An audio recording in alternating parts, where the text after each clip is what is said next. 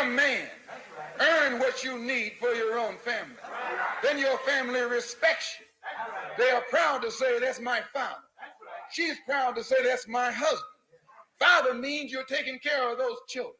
Just because you made them, that don't mean you're a father. Anybody can make a baby, but anybody can't take care of it. Anybody can go and get a woman, but anybody can't take care of a woman. So husband means you are taking care of your wife. Father means you are taking care of your children. You are accepting the responsibilities of manhood. And these issues have to be resolved as a part of the black male-female relations. So then the delay in marriage and remarriage rates and so forth are very much related.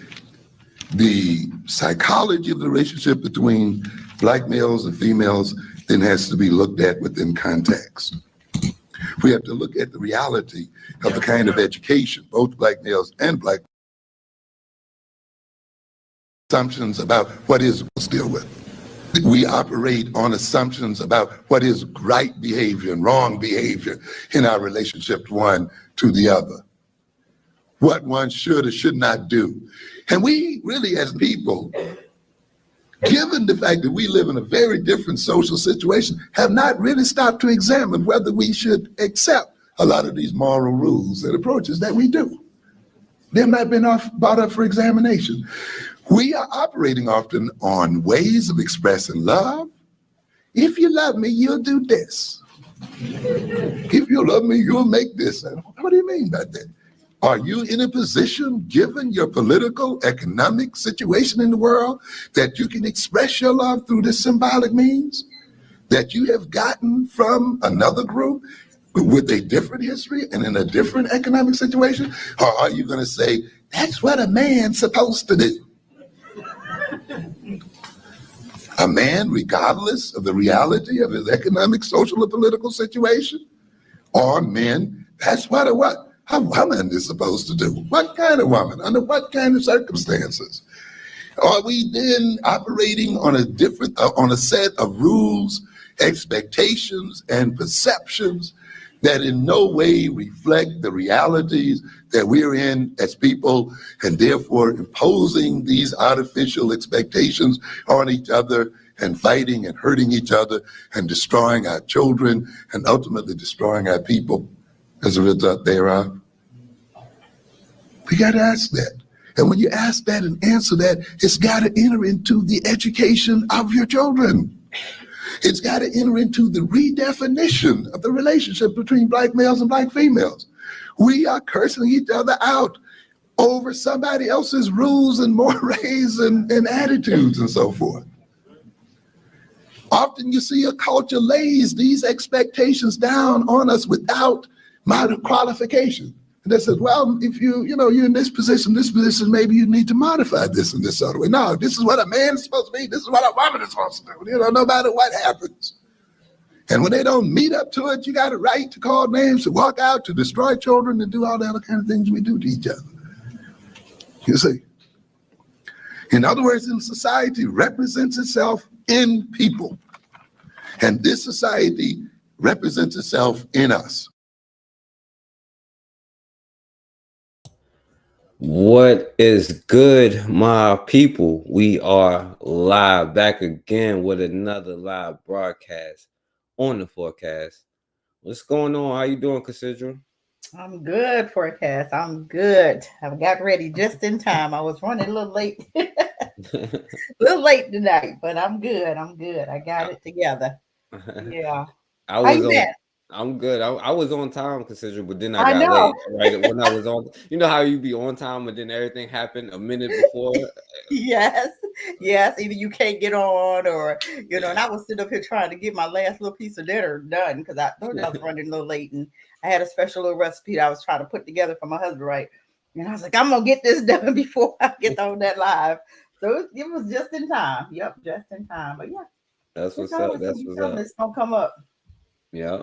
So you had a good day and all that? I did. Every day. Yep, every day. Yeah, that's every day. But I can't wait till next year when I get to retire. I'm just saying. I ain't mad at you, because I want to retire tomorrow, but Well, you put things in place, you can. that's a fact. That's a fact. Might not be So tomorrow, but it'd be close. yeah, it'd be good enough, Exactly. We just have to put things in place, and people don't understand what or how to do it. And maybe we need to talk about that in one show. What does it take to retire? What do you have to do? What kind of things do you have to put in place to be able to retire at age 30 or 40, and not You at know, age 70? 60 or 70. I think that should be next week's topic because that's important because like that's creating legacies and getting back to Absolutely, business like because absolutely. yeah like because if I knew the stuff that I knew now when I was Oh 16. God, I would have been retired long Mhm. time ago. Whoa, wow. I Yeah, swear. I it's would have crazy. been retired. But this is stuff that we didn't know. It wasn't passed down. We kind of had to figure it out. And a lot of times you get into your gift is pretty much your own business. And if we will put things in place to be able to work our own business, and you may have to work somebody else's job for a minute, maybe maybe five, I'm not even gonna say 10 years, I'm gonna say 5 years. And if you really save it like you're supposed to, you should be able to come into your own retirement within five years at least, if that's something you really want to do. But it's going to take sacrifice. Yeah, I agree with that, and focus and sacrifice and Hmm.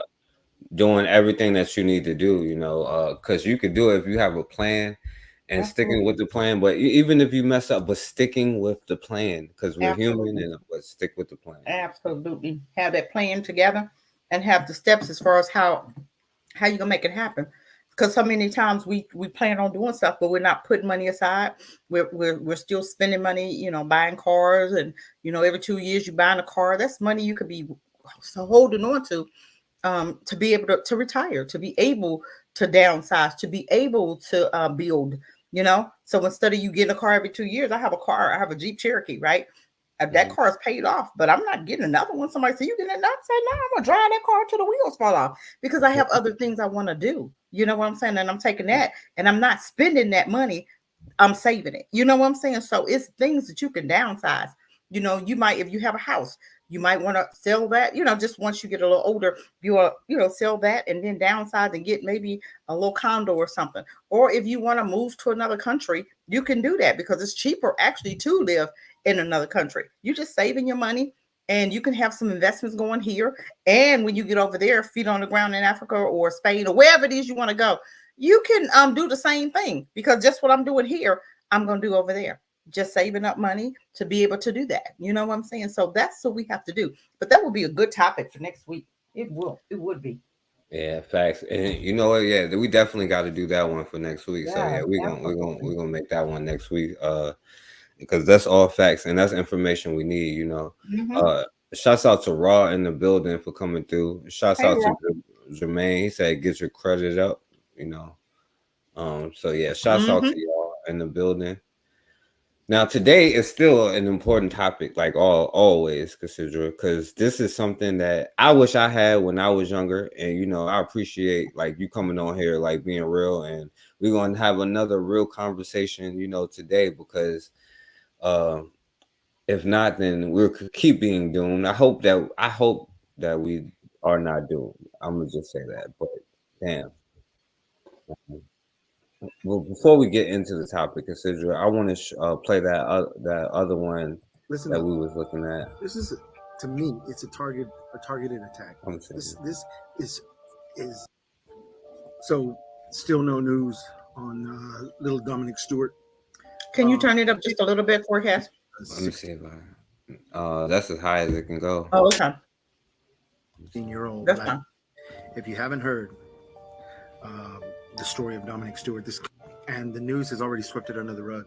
Um, I actually called the Jefferson Davis County Sheriff's Department, the police department of Prentiss, Mississippi, and they're not releasing any information. They said that the Mississippi Bureau of Investigation is handling it now. Uh, again, Dominic Stewart's a 16-year-old, I believe, freshman in high school. He was found last week hanging from a bridge in Mississippi. and nobody is releasing. If you can't hear what he's saying, this young brother was found hanging from a bridge in Mississippi, and nobody is saying or doing anything about it. news. Oh, they just have to turn up their computers. Okay. I can Anything. hear this. They just have to turn 2024. it. All the technology that we have, we can reach out across the globe, and they cannot figure out what happened in this case. But to all the melanated people out there, listen up. This is, to me, it's a targeted attack. This is it's saying something, because not only was he found hung from a bridge in Mississippi of all places, yeah, like they have the best track record. By the way, besides Mississippi, you know what the most racist place is? Virginia, North Carolina, New York, California, Ohio, Florida. All 52 states. Yeah. All 52 states. Yeah, not just Mississippi. So Of dealing with people of color. But he was found hanging from the Jefferson Davis Memorial Bridge. The Jefferson Davis Memorial Bridge in Jefferson Davis County, Mississippi. So if you don't know, Jefferson Davis was the first and only president of the Confederacy. They have a bridge dedicated to this man. all right. I don't need no history on this guy. I wanted to play this other one because investigation is underway after a body was found at a Jefferson Davis County bridge this morning. Now, the Sheriff's Department said the body was found along J.E. Johnson Road near Prentice, but the sheriff told us his office can't provide any more details right now. We're going to continue to monitor the latest and bring you that information as it becomes available. Yo, man, mass media and social media is trying to suppress this story. Even like my background, they enlarging the picture so you can't see the full details of the article, but they found a teenage young boy hung from the Jefferson Davis County Bridge in Mississippi. I'm gonna repeat that. A high school age young melanated boy, child, baby, hung from a bridge in Mississippi, Prentice, Mississippi. They're suppressing it. The major news network called it. There's like 2 or 3 slim outfits that are talking about it on mass media. I'm telling y'all, share this, man. I got the article and the young man's picture posted up on my page. Share this, share this, share this. Sound the alarm, man. For real, for real. Stop letting these people push back, hide, suppress, do all this dirtiness. And then I'm tired of seeing, no disrespect to these people who really, but the palm-colored people who they sit there and they allow them to push these stories out of our community, and they don't allow us to talk about it freely and openly because they know we're going to get to the next. First of all, before we even get to the topic, what are you talking about? Allow me to talk about something. What are you talking about? Like, this is what pisses me off, though, consider it, because like, as we don't even understand, like, what do you mean allow me to do something to like not allow me, my people to be killed? Like, do we even understand the language that we use and how weak and cowardly it sounds? Like, it's crazy to me, yo. I don't think we understand. We have been so traumatized and brainwashed that we use words that curse us. We use words that they allowed us, like you said, allowed us, or they have condoned, or they have just put in place for us to use. We think the way we think the way they want us to. You know what I'm saying? And we don't bother doing anything different. We just stay the same. If we say we woke, which a lot of people say, oh, I'm woke. Okay, well, what are you doing different if you're woke? Woke people do things different. Woke people build their own schools. Woke people don't give a president or a president who's running for president millions of dollars. Woke people build their communities. Woke people buy land. You know what I'm saying? So if we're saying we woke, what are we doing different? No, because we woke, but we laying in bed. You know what I'm saying? Like, it's Saturday morning, we woke, but we just still laying there looking at whatever we about to do. Yes. not doing nothing. We still thinking about it. Okay. But I'm like, when we gonna get up and do? Okay. Well, we've been woke long enough. Let's do something now. It don't make no sense because like yo, it be pissing me off because like yo, like don't y'all know like this is why we're doomed because you a grown ass man. Like we might not think we are all individuals, but that's what I'm saying. If you knew what you knew and I knew what I knew, we ain't no individual no more, and it don't allow ain't even gonna be in your vocabulary unless we say our laws that we make because that's when it's laws because laws anyway, I ain't gonna we're gonna get into the topic. But I'm gonna finish playing this. Gritty and begin to speak on what's really going on. They'll allow it to go with those people to keep on with the trauma, selling the trauma. But we trying to get to the bottom of it. We trying to get change. We trying to get things enforced. So y'all share. Cassidra, I'll ask you, and you a sister. What's the quickest way to get change? If you found somebody hanging, what's the quickest way you think there is to get change? You really want me to say it? I won't. No, you don't have to if you don't want to, but you know the answer. I'm just gonna say it. I'll start doing unto others as they do unto us. Period. That's bullies. Period. When you know that you're being bullied, or to stop a bully, what do we do? We bully them back. We handle our business, and we beat their asses, and they stop. Period. Let's just be honest. Do unto others. Put your sheets on and do what you got to do. Put your sheets on the same way they put their sheets on, and handle your business. Period. And it's crazy because this is a sister telling you. You know what a brother say? Well, they have all kinds of stuff that can stop us, and if we do this, then they gonna do. Well, they're gonna do what they already been doing. I don't know what they can name that they haven't do or continue to do as far as individually or export countries. You don't even know. Like we arguing about where we come from, and we like, oh, what are they gonna do? They literally have think tanks about what they gonna do already. You know what I'm saying? But a brother would be like, well, maybe, like, I'm sorry, consider that's my bad. Let me we gonna go into the topic because all right, let me play a little bit more. Share this, man. Share the story. Get it out there. Cause this right here. Police found him earlier today, about a half a mile from his home. Robert Fuller and Malcolm Harsh were discovered hanging from trees in two public venues. 24-year-old Robert Fuller's body was discovered hanging from a tree in a park near Palmdale City Hall. This was not a natural kill.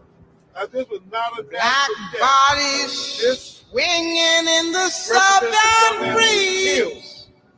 See, that's what I don't understand. Like, why we got songs and all kinds of stuff and press conferences. Everybody know is not what's up. We know it's not what's up, bro. Like, yo, at some point, survival got to kick the hell in, man. That's just crazy, But these is young black men here, you know what I'm saying? That they just be like, oh, they just happen to hang themselves off of bridges and with their hands tied behind their back and all that stuff, you know what I'm saying? It's just crazy. I don't know. Yeah, go ahead, Cassandra. I don't know if you want to say something about this. You remember the young woman in Kentucky and McMillan, I think her name was, and her son, what was her name? Oh God, what was his name? Was found in the backyard. That was the saddest thing ever. She was one of the activists in Kentucky. And her son, she said that he had found, it was a person that he had befriended, right? And I guess he went out to meet that person, he was an investor, but in the midst of all of what happened, he was in the backyard, found hung, but his fists were balled up, his face was bruised, just had knots on his face where somebody had been beating him up. And just, he was not suicidal, she said. But you didn't see any like chairs, so you didn't see a way of how he got up there on the tree. He was just up there on the tree. So how do you just find somebody hanging and you don't see anything around them that they away that did they climb the tree and then jump down. You know what I'm saying? So this, but until we care and we start doing some things and burning some things and pull, we have to be heard. We have to speak up. We have to be ready to make changes. And if we're not ready, you're gonna continue seeing this. I mean, this you found a couple of them in Walmart, in the parking lot of Walmart. You remember this 18-year or 21-year-old that was found in the back of his trailer in Georgia. He lived in Charlotte. This dude was local. He lived in Charlotte, and he was found in the back of his truck hung, and they said suicide. No, baby, we don't hang. I don't know how to do you know how to do a noose? I don't know how to tie a noose.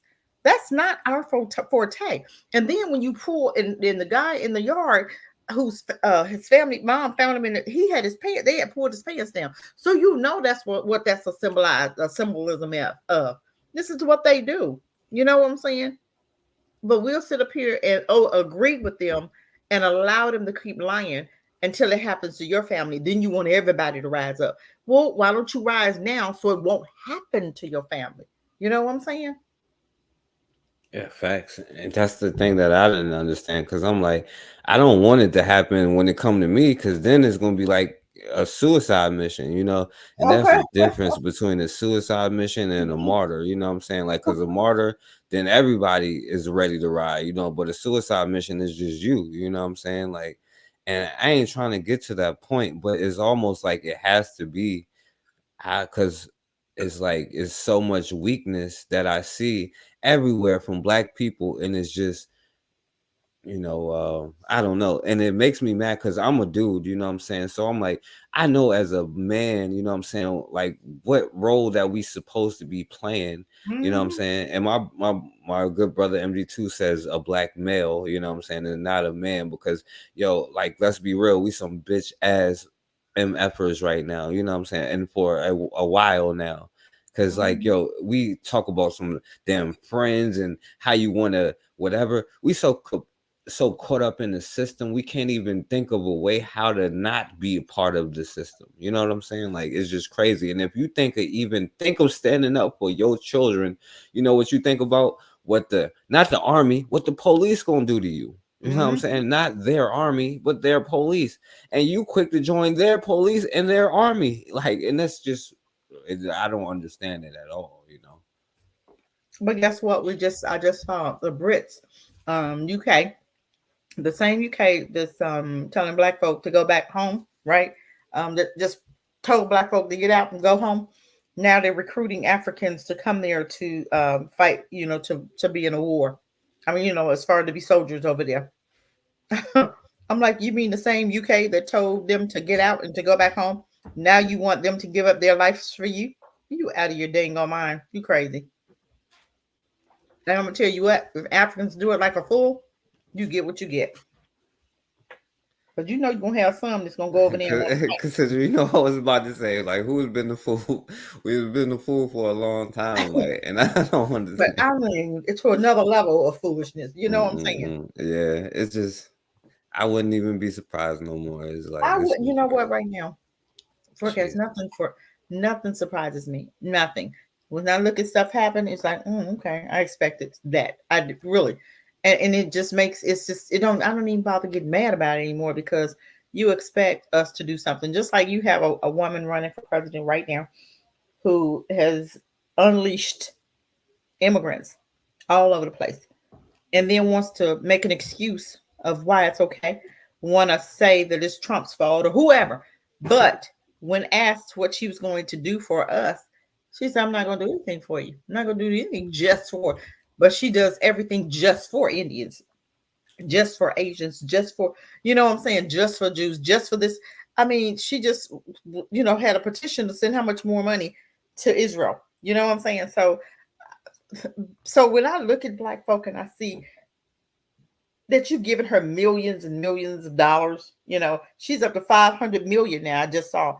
And I'm like, that could have, what we could have did with that money in our community? Do you know what we could have did with that money? That's sad. But I look and I go, hey, okay, well, This is why people don't do nothing for you. You don't expect nothing. You won't even ask her. She has no policies, none that mean us any good. But people are willing, because she looks black, but has not identified as being black. She has identified as an Indian, but we still, no matter what she says, no matter what we see that's going on in Chicago, mind you, okay, Minnesota, Texas, okay, mind you, Chicago, Virginia, New York, Virginia. exactly. You don't. We see what's going on. I see that the jobs aren't there. I see the immigrants coming across the border, not even being vetted, not even being stopped. But this woman is going to ask for your vote, and now she's telling black men to vote. Are we? Come on, what's going on with us?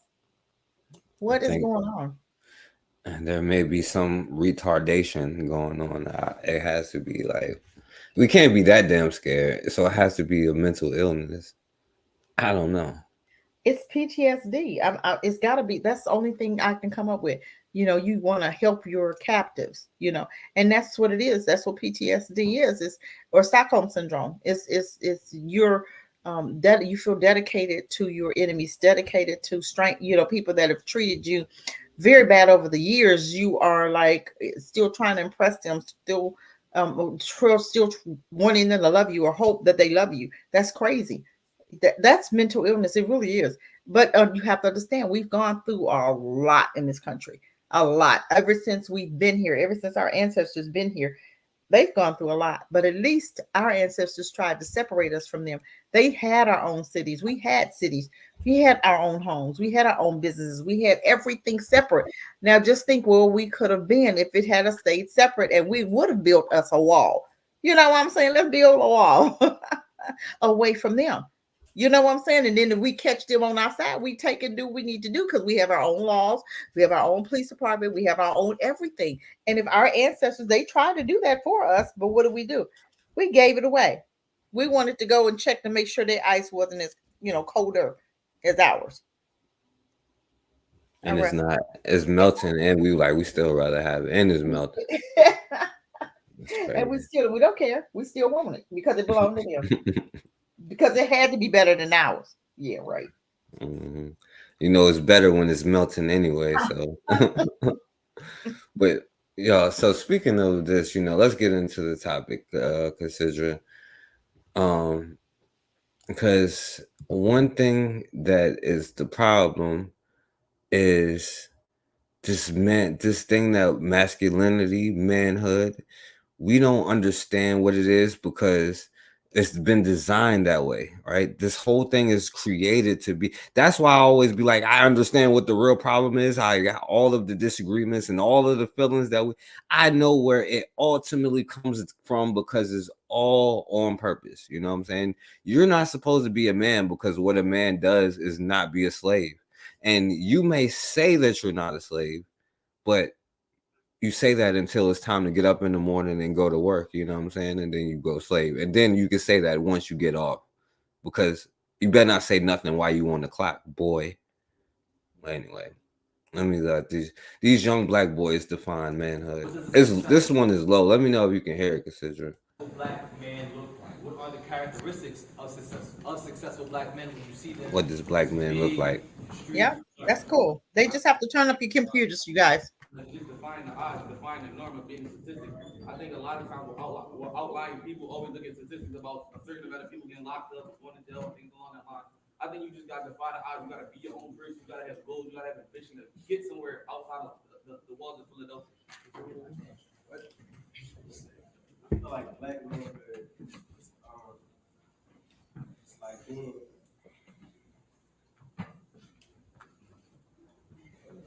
I had my train of thought, bro.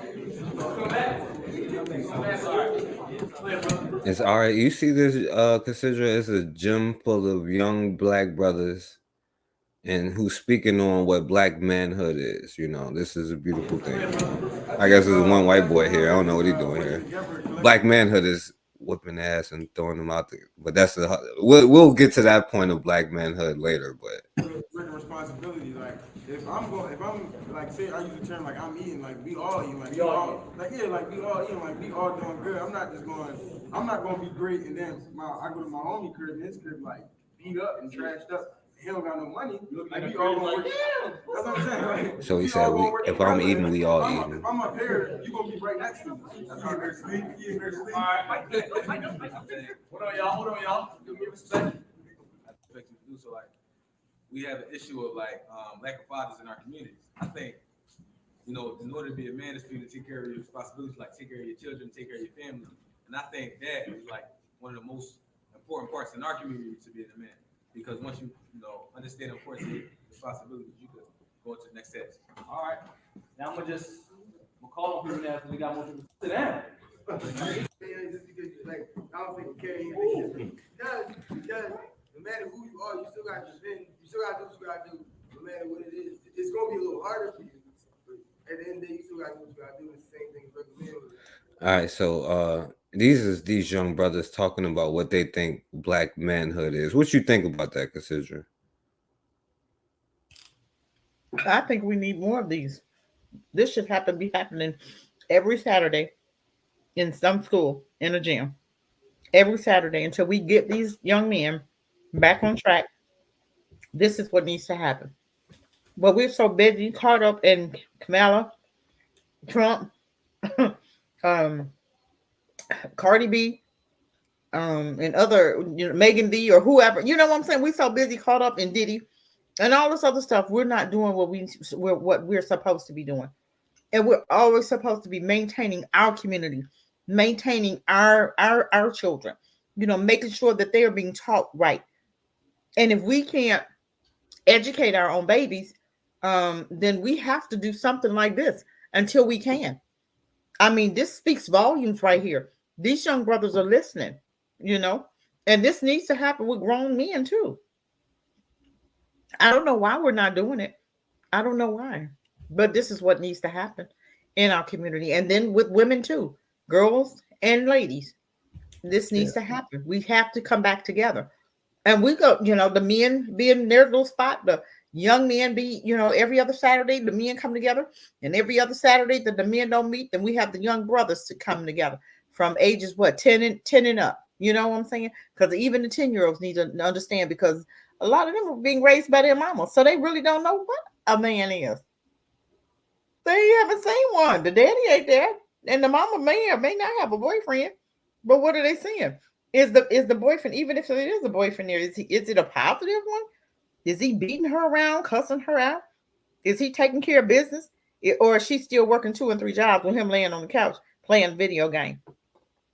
You know what I'm saying? So we have to come back to something like this to uplift our community, because what we got now going on is it's sad. It's sad. I don't know. I don't care if we do it in different areas, but it has to be done, you guys. Yeah. ASAP. And shouts out to only the pro-black perspective in the building. And I'll ask you, Jermaine, Raw, Oni, what do y'all think black manhood is? And I get it, I know consider you a sister, but what do you think black manhood is? Oh my goodness, Lord, what do I think it is? Oh my God, it's a number of things. It's well, for one, taking care of your family. I'm gonna go into a whole another area of it. What a real man is, okay?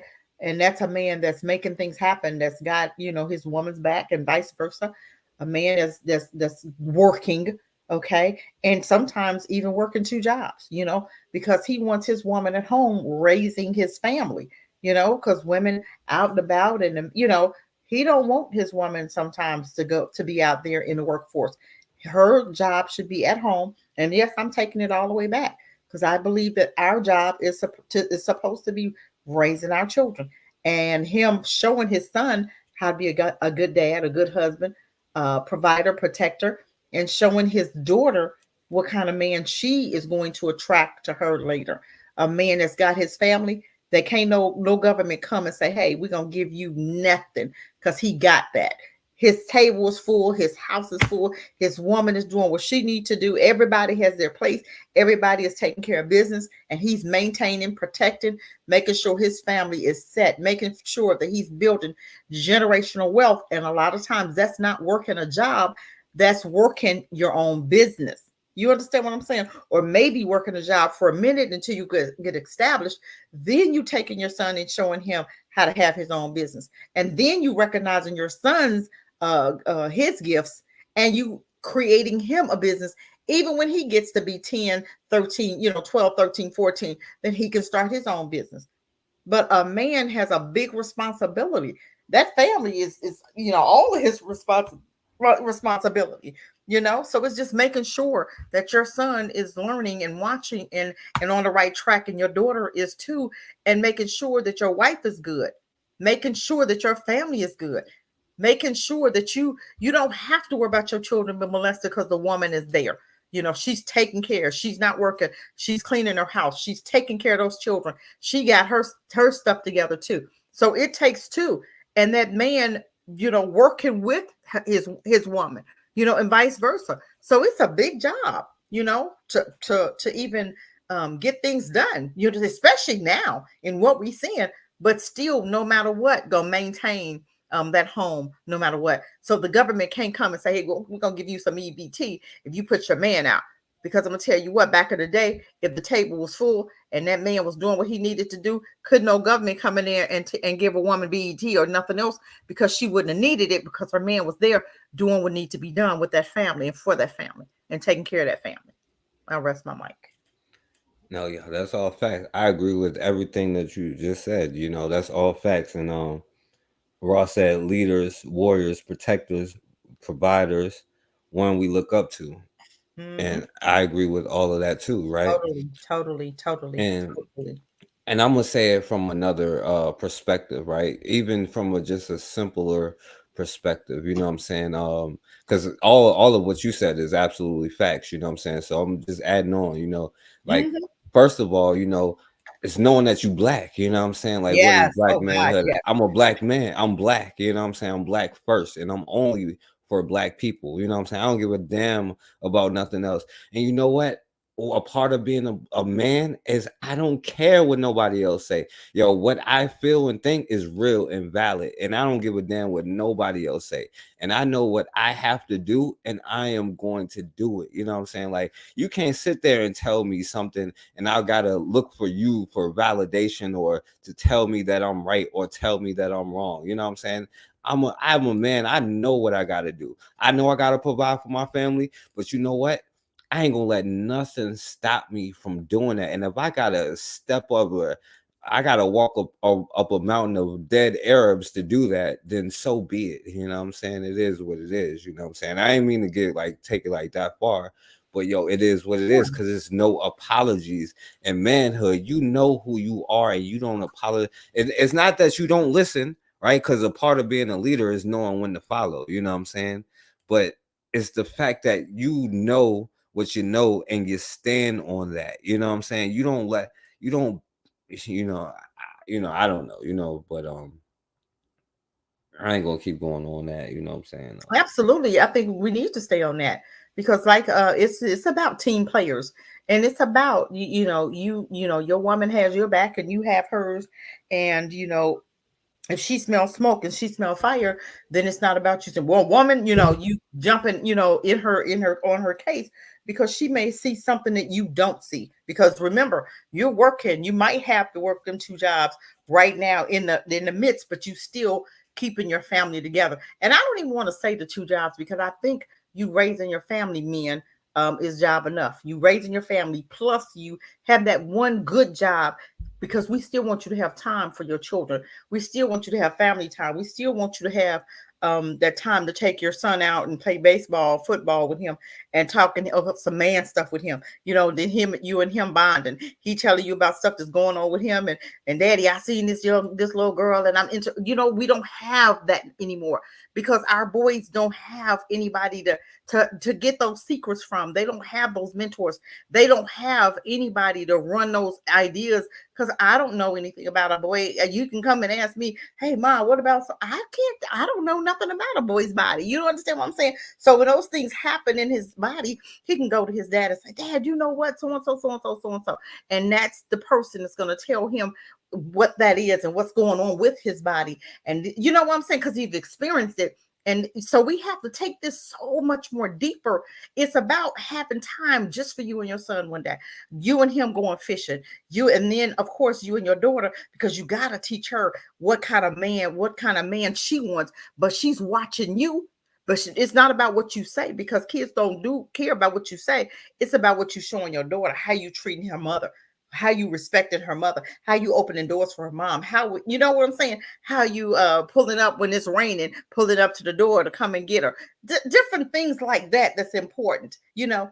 Protecting the family, you know, getting up, making sure things are together, make sure those bills, make sure the lights are on. You know, it's so much more deeper than what we really are just saying here. It's about relationship, a great relationship. It's about you seeing your child is going through, and you being the man of the house, you noticing when something's out of order. You're not so busy working that you're still watching the perimeters. You're still watching to make sure that your son is not going through his little, you know what I'm saying? Because you know boys go through a little certain age. You can catch that before it starts, and you get, hey son, come on, let me talk to you. You know what I'm saying? You're watching the perimeter. You're watching inside. You're watching outside, and you're watching to make sure that you're good. Your house is good. Your neighborhood is. You know what I'm saying? You're making sure that everything is in its place. And I'm not saying you're gonna be perfect, no. But when you do make a mistake, you can apologize for that mistake. Yeah.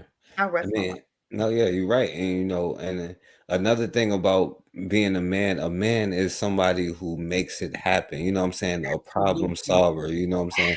You don't sit there like you can, and that's another thing, like, cause you know how they be like, yo, the angry black man. You know, when you a man, you be like, you damn right I'm angry. You know what I'm That's saying? You right. And better it's stop okay. doing what you're doing. That's And right. it's okay.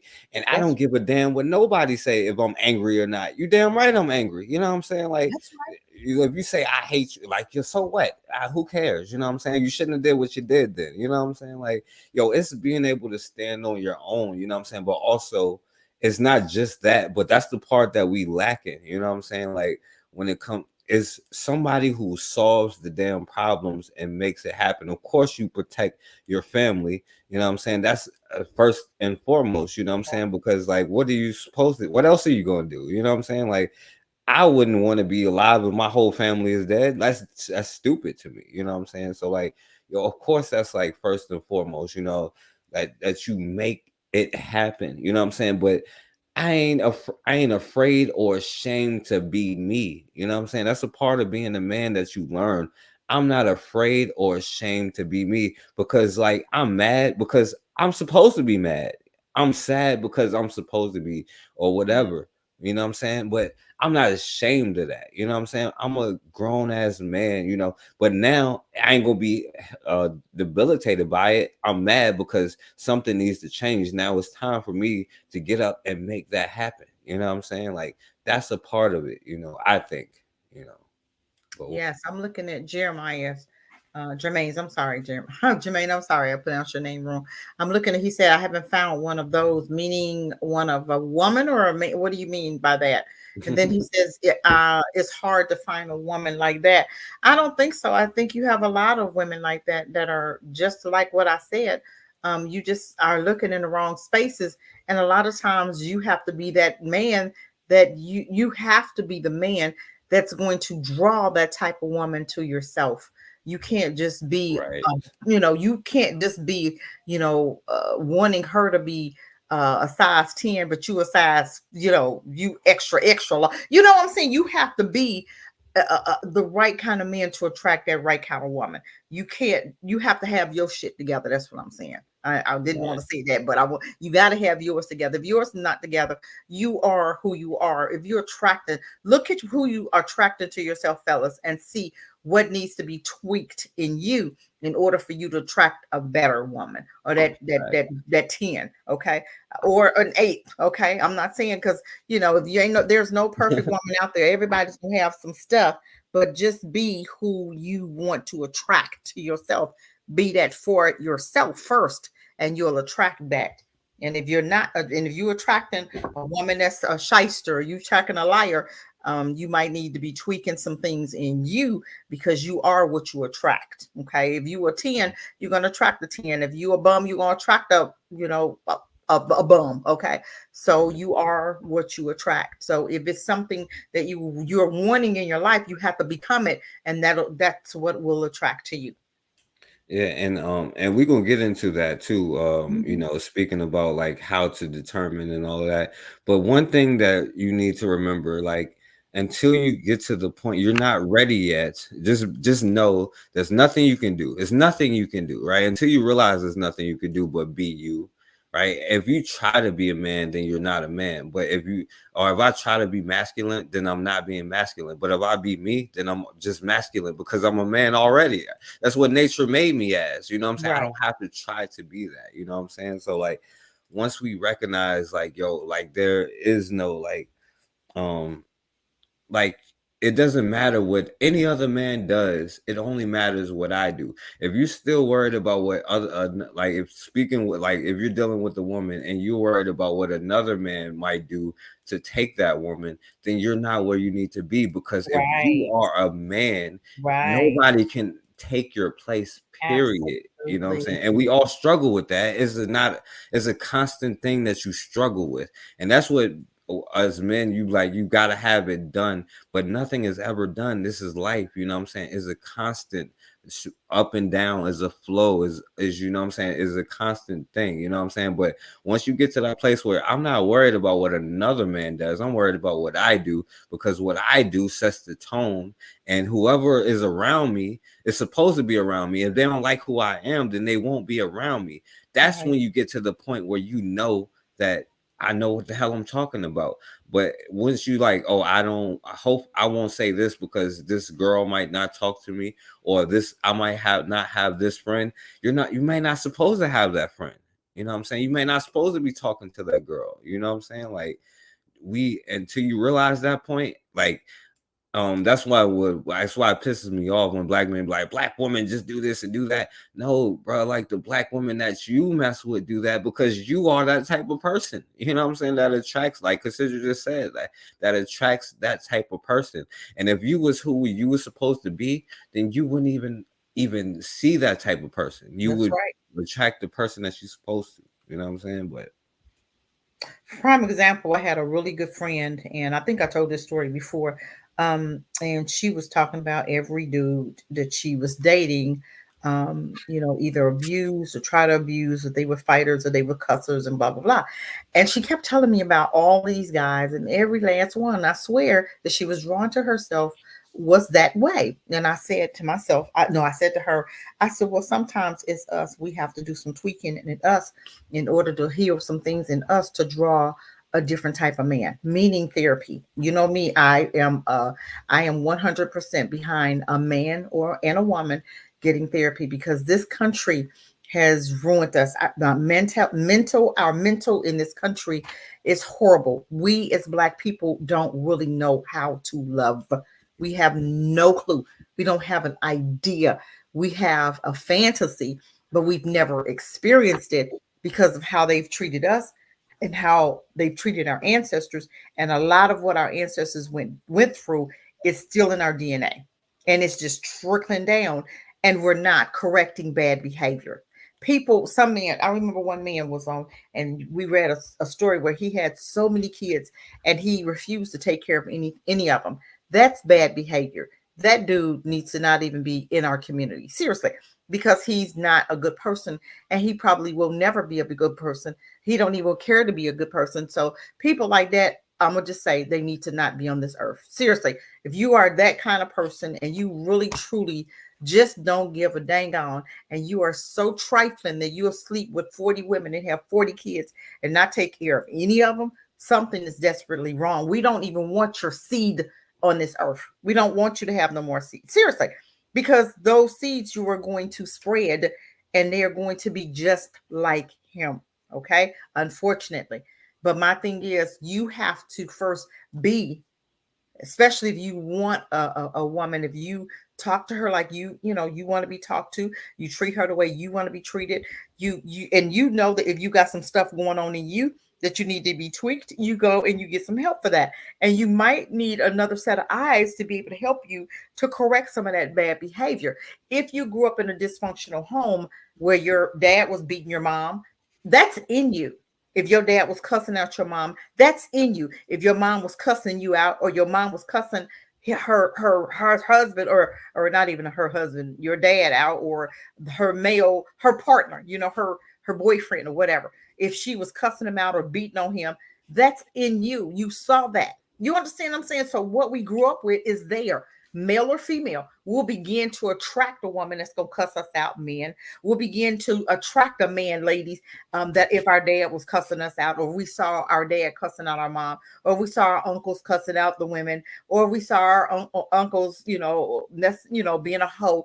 Those values we tend to grow up with is the values that we tend to live by. So if you know that you had some bad behaviors as a child, you need to fix those behaviors so that you can be the man that a better man for your special better half. Okay, or that part of you, that other heartbeat, it's gonna take you doing some work. You can't stay the same. And in and out relationships, you didn't had, in every relationship it's the woman. Well, it's might be you. So these type of women are not hard. When you got your shit together, you gonna draw a woman that's got hers together, period. And anything else you're not gonna tolerate. I have never drawn a man that was abusive to me, that was cussing me. I've never drawn that to me. I didn't, because that was not in me. I'm not gonna talk to my husband like that, neither is he gonna talk to me like that. And sometimes you have to put some stuff out there, and you show them how you want to be treated. But you cannot, it's not one size fits all. Every relationship is different, and everybody came from somewhere, from something. So if you see a woman that she may not have it all together, but guess what? Counseling works, therapy helps, then that'll give her another way of seeing things because of the way she grew up. That's what's going on now. You may see a little piece of her dad there, a little piece of her mom there, and it might be some dysfunctional stuff. But if you are patient enough to help her with that, and to go to some training and counseling and therapy with her, because you need some too, then you can grow in your relationship together. Why don't we do this? Black folk don't believe in getting counseling. We don't believe in therapy. But I'm gonna tell you what, I believe in it wholeheartedly, and I still go today. Because uh-huh. No, I'm sorry. I was just gonna say I went to therapy the other day. Did you? How was it? That was cool. I was cool. Oh, absolutely. We have therapy. We have EAP on our jobs. I pay $17 for my every other week, every other Friday. Mine was free. Free. See, the first 3, if you do it through EAP, it's free. You can get 6 free. But after my free ones, then I start paying. Now I pay $17, and it's fine. But guess what? I'm a better Cassie. I'm becoming a better Cassie. And my daughter said, "Well, mommy, how long are you gonna do it?" I don't know until I don't know. I may do it for the next 10 years. I don't know. When I may stop, and then I may go back, because I've been going off and on, I've been going off and on, throughout. So I may do it for about 6 months, and then I may quit for about another 6 months, and then I may go back when I see something creeping up, or because you're not ever going to be perfect. So even if you go to therapy and you may stop after a few times, and then you may go back, but I think therapy gives you a new lease on life. And I have been in therapy, and I have been talking, and then the light bulb will come on, and I'll be asking her, talking about a situation, and I'll get the answer while I'm talking to her, and I'll be like, "Oh my God, I just got the answer," which is so cool because you're talking it out, and that person is just listening, and they may give you some homework, or you may give yourself some homework, or you may just want to, just you putting a light on your life, on your actions to become that better you. And it's worth it. If you want a great woman, you have to become a great man. If you want a great man, ladies, you have to become that great woman. Period. Yeah, facts. And I want to, and because I got to speed through the rest because there's some important stuff that we still need to talk about, but I Yeah. don't want it to be super late. But Yeah. Only asked a good question. He said, where do you recommend finding good women? And first of all, not to make it on some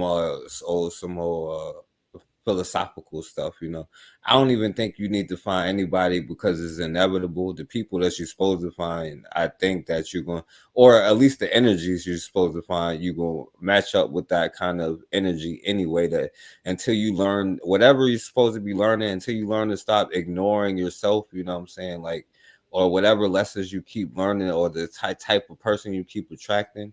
You know what I'm saying? You're going to keep attracting that same type of energy because that's the only thing you focus on until you whatever. But to answer the question, I would say follow your hobbies. If you like drawing, then go to like some Yes, kind of anime thing, or if you like yes, whatever it is, you know what I'm saying? yes, Follow that and do that. You know what I'm saying? Like if you like Black Power, then go to Black Power events and meet a yes. Black woman. Don't go Anywhere. right. Yeah. Don't go get a white girl from a Black Power event, Oh Oni. But God, no. get Please, oh a Lord, black. please leave them Becky's alone, please. You know what, y'all? Before y'all mess with a Becky, go to therapy and find out why you're attracted to white women. Please, please do that. Please do that for Cassie. I'm just saying because we got some black dudes that just love them some Becky's. No matter what they have seen in the past, they gonna still try it. I seen one today and I'm just looking at him and he couldn't even look at me in the eyes. I'm looking at him and I was like, oh, please don't let me show this how I'm feeling right now about him. Please don't let me show this to him because he had a Ukrainian woman, right? And he was a foreigner. He was like from Jamaica or Ghana or somewhere. He was from one of them countries, right? And when I'm thinking about Ukraine, I'm thinking about how they didn't even want you on the bus. When they was leaving, they left you there and you sitting up here sleeping with one. That's okay. I'm gonna try to stay on focus. I'm not gonna try to get off. But only I'm looking at what you just said, and you can find them anywhere. I mean, like Furcat said, do what you like to do. You like to go bowling, go bowling. You like to go skating, go skating. You like to go to the movies, go. I mean, go, do, have fun, do you. And guess what? You attract her. Just open your eyes. Open your eyes. I've met so many, back in the day. I had met them just on trips, okay, different trips, or you just gosh, you could just attract them. You could be standing in the ice cream line and meet somebody. Just make eye contact. Hey, You know, consider uh-huh. the thing is, right? Because I thought about this a long time ago, right? Because I was like, if you fully be you 100%, like like if you say I want to go, like you said, go get some ice cream right now. If you fully be you 100%, you will meet everybody that you're supposed to meet. But Yeah. it's the minute that you start questioning yourself or trying to be something other than yourself, you're gonna meet the person that you're supposed to meet for that lane, you know what I'm saying? But if you be yourself 100%, you're 100%. gonna have everybody that is supposed to be there. And it's not good or bad if you don't be 100%. It's okay if you don't be 100% because none of us is 100% because that's how Right. we learn from stuff, you Right. know what I'm saying? Right. But every time that you listen to what you're supposed to be doing, you're gonna Yeah. meet the people you're supposed to meet and the situations you're supposed to have, I think, Yes, I believe that. I believe, and I'm gonna tell you, sometimes you meet them when you're not even looking. You're not even thinking about a woman or a man. You just meet them. I met my husband totally. I wasn't even looking. I was not even looking. I had went to this dinner, and my daughter had my daughter was dating a guy, and he knew him, and he just happened to be there at that night. But they had been trying to get us together forever, and neither one of us wanted to meet. But we just came together when it was time on our own. It wasn't even planned. It was just something that happened. And we weren't even trying. I wasn't looking for a date. I wasn't looking for any. I was just, I was on a dating site, just talking to other people, having fun. Just, hey, how you doing? Not looking for anything serious. So sometimes it comes when you're not even looking, and who you're supposed to be with, when it's time, you will meet them. You don't even have to do anything. You don't even have to strike out. You just give God permission, or the universe permission, and that was what I said. When I'm ready, when it's time, I'll meet the man that you have for me. And that's what I said. Not until it's time. And that's what I put in the universe. And when it was time, that's when I met my husband. I wasn't looking. I didn't even know it was time. right. That's the thing. You would if you think it's time, it's not the time. Like it's No, only the time when you don't know. I know. I wasn't even looking. But when we met, we became friends first. Friends. And I was living in Virginia at the time, and he was down here in North Carolina. But we met. You know what I'm saying? So just know it happens when it's time. Right. And I'm gonna go to the next part, but Oni said, am I engaged or married? And the answer is no. Like, I'll be honest with you, like, I got problems that I'm still learning. I'm just learning a lot of stuff even now, and that's why I can say a lot of stuff, because I learned everything the hard way, you know what I'm saying? And the only reason why I was like, because I'm like, maybe there's another way, because me personally, I'm like, I ain't got nothing to lose. I'm like, maybe it's only really one way to end the world order or reset the world order. But you know what I'm saying? I'm not a bad dude, so I'm trying to find a different way. But no, I was I think counseling is gonna give you that different way. I think you're doing the right thing right now, and just wait until you get done with counseling, or wait until you begin to heal some things, because we all have stuff. Forecast, there's nothing wrong with it. We all have stuff. Everybody on this earth have stuff. You're just man enough to deal with yours. And a lot of men know they have stuff, and they won't darken a therapist's door. You know what I'm saying? And they'll continue being and blaming everybody else for their shit but them.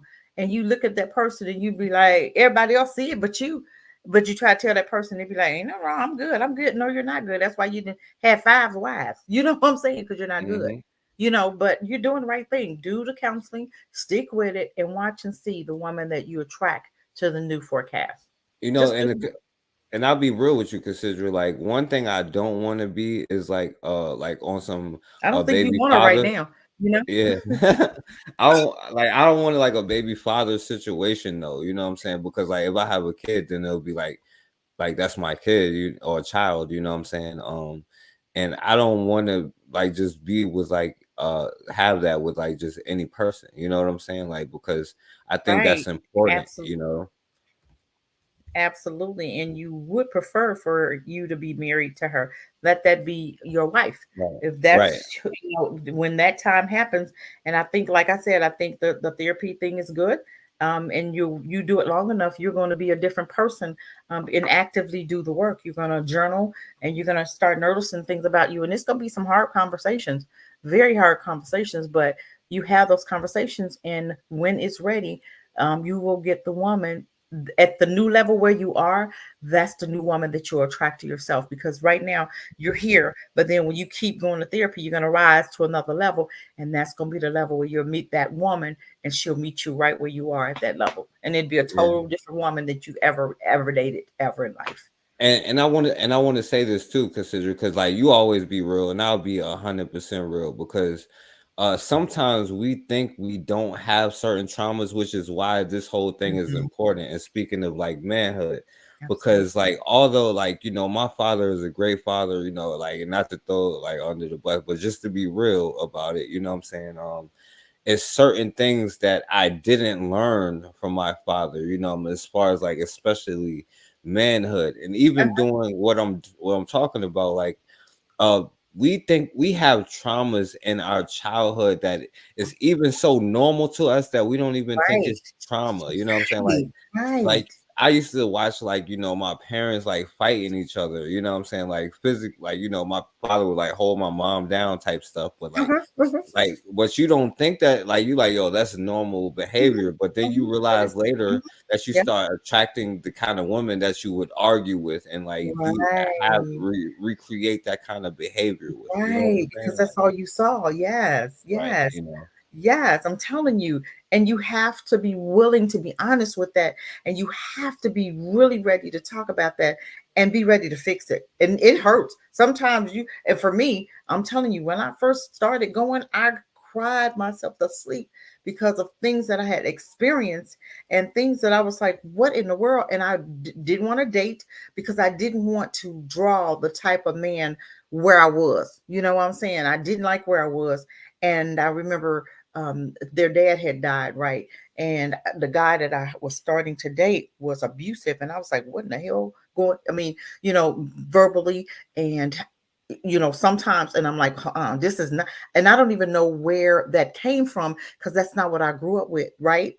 But I began to see that, and I said, why am I? So I had to back up to see what is going on with me. But it was some things where I was in me, with me, dealing with me, that I drew that energy to me. And I was like, that's not even, I've never dated a man that was abusive. So that was so shocking to me to draw that. And I said, back up. I stopped dating because I needed to work on me. If that's what I'm gonna draw, and that was worse than that was worse than their dad. He never, ever, ever. So it was so weird to draw that, but that's where I was in the grieving process that I was going through, and didn't even understand that I was grieving. You know what I'm saying? And didn't even understand that even through grief, you could draw something out of the darkness that you weren't even used to, because I had never dated that before. So when I saw this guy, he was really nice, and but he started raising his voice, and when he started, and he was a drinker and a smoker, and I don't even like guys like that. So he was totally darkness for me because I was in such a dark place. So I drew that to myself, and I had to back up and say, wait a minute, what is that? What is that? That was worse than any man I'd ever dated. And I said, why would I even think that was attractive? Or why would I even date? So I had to back up, and I had to really look at and that's what the therapist said. Oh, hold on, you're drawing things because you're in such a dark place that you drawing all kind of darkness around you because of the place I was in. So yes, I could have kept dating, and guess what? I'd have got stuck up with maybe somebody abusive. That would have been worse than their dad because of where I was. And see, that's what we date. Understand this, fellas, that you can draw something where you are, even if that's not who you are. But if you're going through a dark space, you'll draw evil. You'll draw bad stuff. You'll draw the darkness to you because of that place that you're in. So once you do the work and you come out of that place, then you can start dating. Don't date when you're down in the dumps. Don't date when you're dealing with depression. Don't date when you're dealing with drugs. Don't date when you're dealing with alcohol. Don't date when the darkness is there, because you're going to draw darkness to you. And it's going to be a different type of darkness. That was totally different. No. And I didn't even understand it. Go ahead.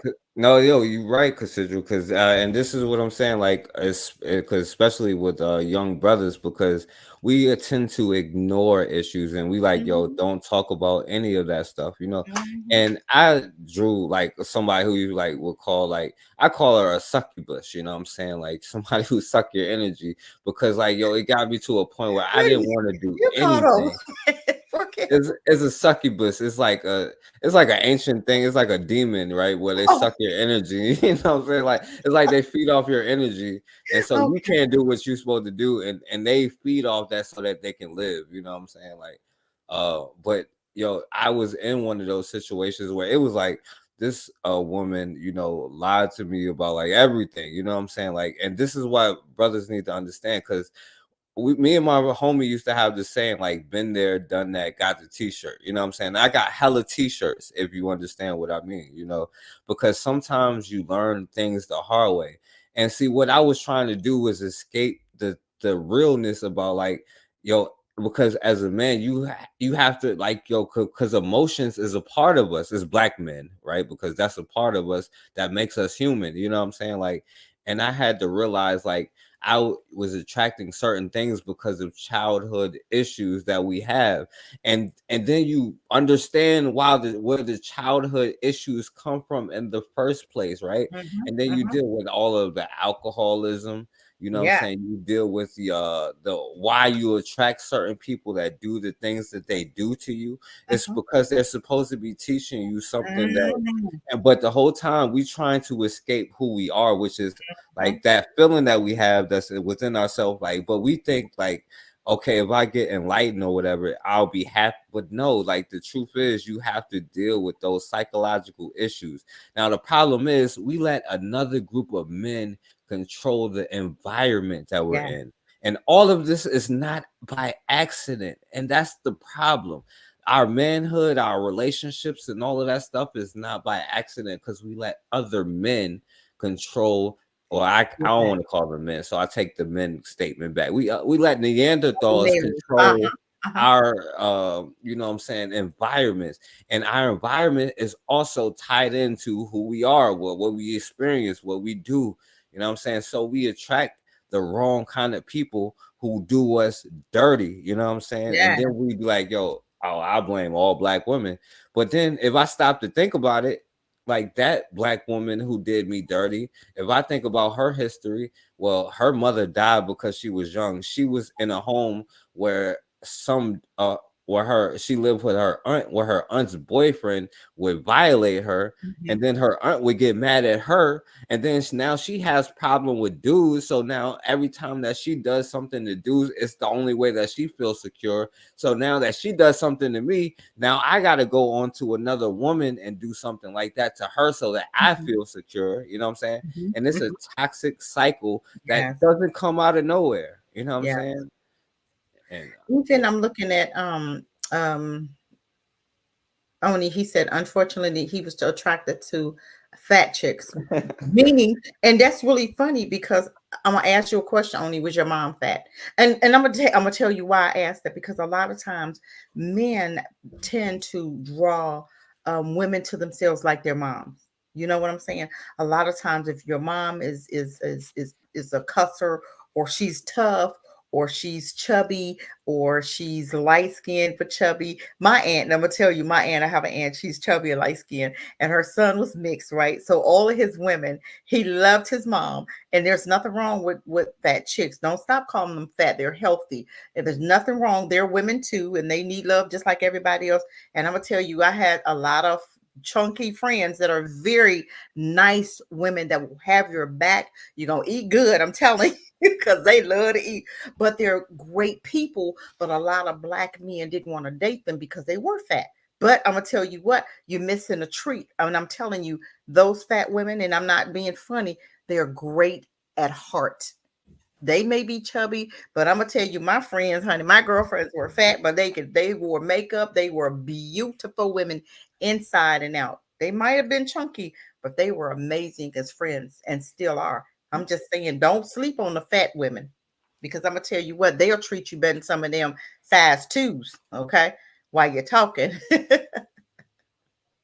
But I wasn't trying to be funny. But a lot of times we do date women, men, yeah, they do attract a woman like your mom, For yeah, instance, forecast, the woman that you were attracting, does she have some characteristics like your mom? 1,000%. See what I'm My saying? mom is overbearing and kind of controlling, and so is Mhm. that And woman. yep, and that's what you're She's what they attracted. call a narcissist. Like before they called it that. You know what I'm saying? Like Mhm, where like she lied about like her age and everything. You know what I'm saying? mhm, But it's the certain. It took me having that experience to even recognize that I had certain issues from my childhood to begin with, and also being okay with like, yo, as a man, you be like, yo, I don't want to be. We all get played. You know what I'm saying? Like, mhm, it's mhm, okay to mhm. be hurt. It's Right, okay to be mad.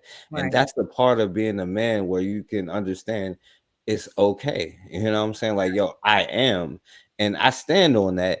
And I'm holding I'm holding myself accountable for my role first and foremost.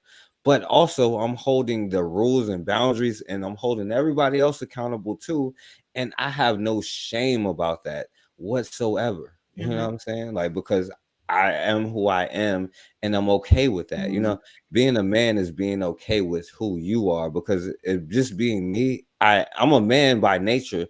So if as long as I'm okay with being me, then everything I do is as a man, I'm a man. You know what I'm saying? Like, it is what it is, you know? Like, Right. I still want to get with Oni about that. Why do you think?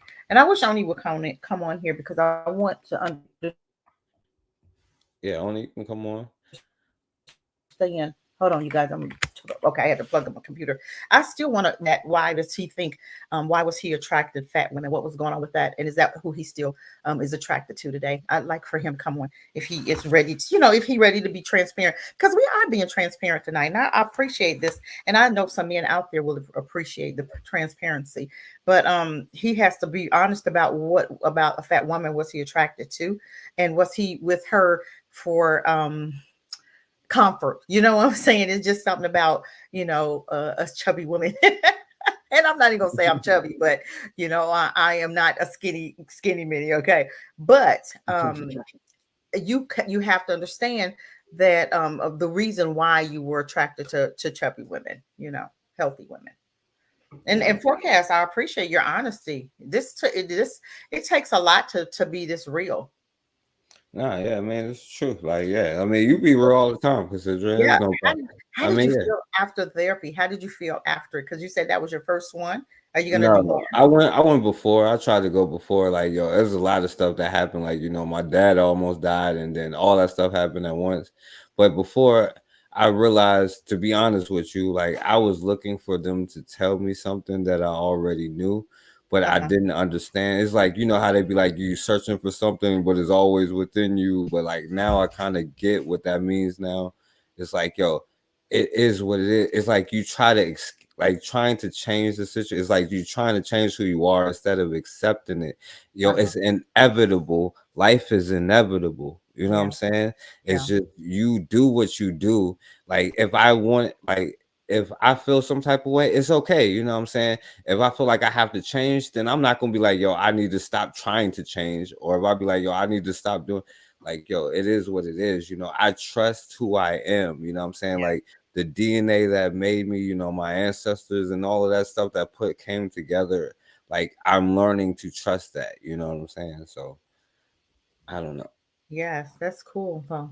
Hmm. That's cool. And it was some important things. Let me see, because I don't want to be on super long. Let me skip through, I guess.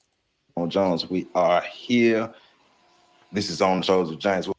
But overall, going over what Dr. Wilson was talking about and seeing how that applies to something that can't All right, we're be. gonna skip this one. We're gonna skip this one. Sensitive, young, the man I always wanted to be. The reason, bruh, the reason why I could fight someone. I could fight someone with abandon and not care. I could face down gunfire. Right. Done this. Right. I knew where I was able to go, but the reason I cared so little about life or my own life sometimes is because the pain I went through as an insecure or a very sensitive young man. And see, this is the thing, because I can't play this whole thing, but like when we speak about insecurities, as a man, before I was ashamed of that. But like when you realize like this society is designed to make us feel ashamed about who we are. The hair that grows out of our head is considered illegal. And then you wonder why I feel like the way that I feel. Like, yo, we all have insecurities, but we're insecure that we're insecure because we feel like, yo, we got to be this dude that has all of these women and does this. Like, yo, like it is what it is, at this point. You know what I'm saying? Like, and none of this is by accident. You know what I'm Right. saying? Like who we are, like the way that we look at society, the way that Yeah. we think is supposed to be is really through European lenses, to be honest with you. You know Exactly. what I'm I'm glad you saying? said that because we're so busy trying to measure up to them. They're not even where you. They're not anything to measure up to. They're nothing. How does a 10 measure up to a 0? Tell me that. These people are disgusting. They nasty. They sleep with their babies. They sleep with their dogs. They sleep with their cousins. They sleep with their mamas. They sleep with their. These people are disgusting beings. They don't wash their ass. They don't wash their hair. They don't wash their children. They walk out the bathroom. They wipe their butts. They walk out the bathroom. Not with actually washing their hands. Then go and cook a meal. Get out of here. These people are disgusting, and we trying to measure up to them. What are you talking? How do you measure up to a 0 when you're a 10, fellas? You can't. You can't. So I look at black women, I look at white women. I'm like, that's not even none to compare. I can't compare. There's no comparison. I'm a 10. That's a nothing. So why would I even try to compare myself to her? She ain't got nothing on black. White women don't have nothing on black women. She can't even go outside on a nice day. Exactly. She gonna burn We out. can go out there and sit in the sun. Let her ass go out there. She gonna turn red as the beet and start peeling and burning. What the hell? But you want to compare a stick to a brick house? Is there any comparison? Come on now. Come on. We got to do better. But this is the society we live in, and these two men right here. I want to hear a little bit more of them because the one in the black T-shirt, he was on a show, right? And he was with his wife, and he broke that thing down. I hope I can find it. I'm gonna try to find it. With him and Yeah, his wife. they got like a whole therapy thing going on. Like, Yes, yeah, yes, I love them. Yes, I love them. But it's time for men to be honest. It's okay to because I'm gonna tell you what, my son-in-law lost his dog, right? And that boy that he loved that was his baby. That was his baby. He didn't cry in front of my door, but I know he did because he loved his dog. But it's okay if he it would have been okay I because cried we when I have lost my dog. I ain't gonna lie to you. that was his baby. I'm telling you. He was so hurt about that thing. He went out into the yard looking for whatever the little thing was that bit the dog, right? He put his whole yard on fire, just trying to burn that thing out. He was like, I'm I going know out he did. there. He was so mad. He said, what? He was That's so black mad. manhood right there. Yes, he went out there trying to find a little creature, right? But it's just, but I'm gonna tell you what, it's okay to be real. It's okay to be sensitive. It's okay to show and be who you are. And if you are with a woman that's always trying to be hard, that's not the woman for you. You want a woman that's going to be soft sometimes. Yes, she knows when to be hard. Yes, she knows when to have your back. Yes, she knows when to step to whoever that's bothering her man or whatever, but she still knows her place. But you have to be sensitive enough and be able to communicate because a woman love for a man to communicate because we always need to know what's on your mind. How can we help? What can we do? You know, even if you want to come home and vent, I'm there. Even if I need to come home and vent, sometimes I don't need you to fix it. I just need you to hear it. I don't need you to say, well, why you doing something? No, it's time for you to be quiet and just listen to my day. And then let me listen to your day. I don't need, and I may not even need to figure anything out. You already figured it out. You're just sharing. I'm just sharing. I may not want you to fix it. I may already know how to fix it, but I just need you to be there just to hear it. Facts. Yeah, shouts out to Bukari, but you know, and everything that gets in the way is your own insecurities at the end of the day, And and we all want of that. to talk about Yeah, that. Yeah. and that comes from like not really listening. Like, yo, that hurt, that pain that you feel, you're supposed to. It's And not paying supposed to attention. change. You're supposed to feel Yeah. it. You know what I'm saying? Yeah, Like, you're supposed to pay attention to it.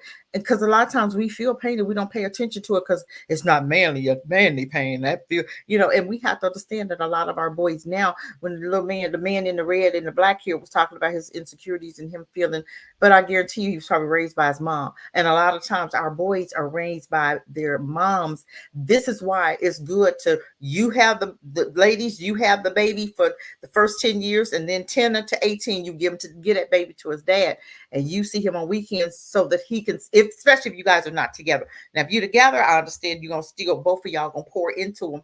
But ladies, we have to back up when our men are trying to teach our little boys how to be men. Yes, it's going to hurt your feelings. If you need to go out to another room, then you have to go out to another room. But let that man be the man and teach his son how to be that man too.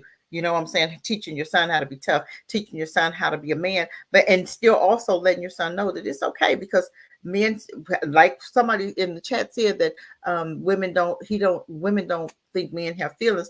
Of course I know. I know when my husband gets quiet that it's something on his mind. So I know my job and know what I have to do in order. And sometimes it's just sitting there, just rubbing him down, just rubbing his shoulder, or just rubbing his head. My husband bald head, so I love to rub that head, right? But I know what to do to get what I need to know out of him. And sometimes just just being quiet. It's not about me talking. It's just about me rubbing on him, and he'll, well, you know what happened to them, blah blah blah, and there he goes. But I know what to do. So women know what to do.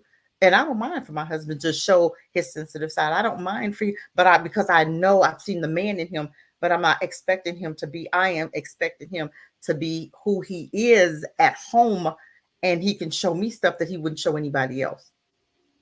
You understand what I'm saying?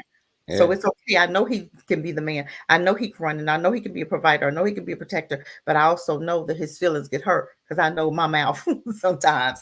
And I go, babe, I'm sorry. Because I can look at his face sometimes and he'd be like, did my wife just say that? And I'll be like, dang, Cassie, why you? So I know when to apologize. I know my mouth. I know my mouth, and he know his wife's mouth, right? And he be saying, it's just a way he'll look when I done stepped on his little toes or whatever. But I know how honey, please forgive me because I knew I shouldn't have said that. I don't mind doing that. I don't mind saying that. But men, you have to say that too. You have to know that when you're wrong, it's okay to apologize. It's okay to be, babe, I shouldn't have did that. Babe, I know I shouldn't have said that, or I didn't mean to say that. And then tell her what you meant to say.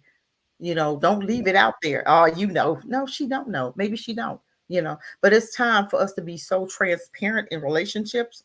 It's time for that transparency. It's time because what you give is what you're going to get. If you're going to give hardness, you're going to get hardness from her. You understand what I'm saying? If you give her the little softer part of you, but she's still seeing the man of you, then you can get the softer part of her, all of the softer part, because all we really want to know is you got our back, and that you give us permission to be the woman that you need us to be. Because if I can trust you, I'm gonna let you have it. If I know that I can trust my lights ain't gonna go off, if I know that I can trust that my rent's gonna be paid, or my mortgage is gonna be paid, or whatever you're supposed to be is gonna be paid, I can back up and relax. Women will relax, but a lot of times they can't trust that because they've not had men, and men nowadays want you to go half and half. I'm gonna go half and half with nothing. I'm just saying, that's not my job. I'm not here to go half and half. I'm not even gonna start that. Half and half of what? God placed you in charge. He placed you as a head. He placed you as the king. How you gonna be a king and I'm paying most of the bills? That ain't no king. This your castle.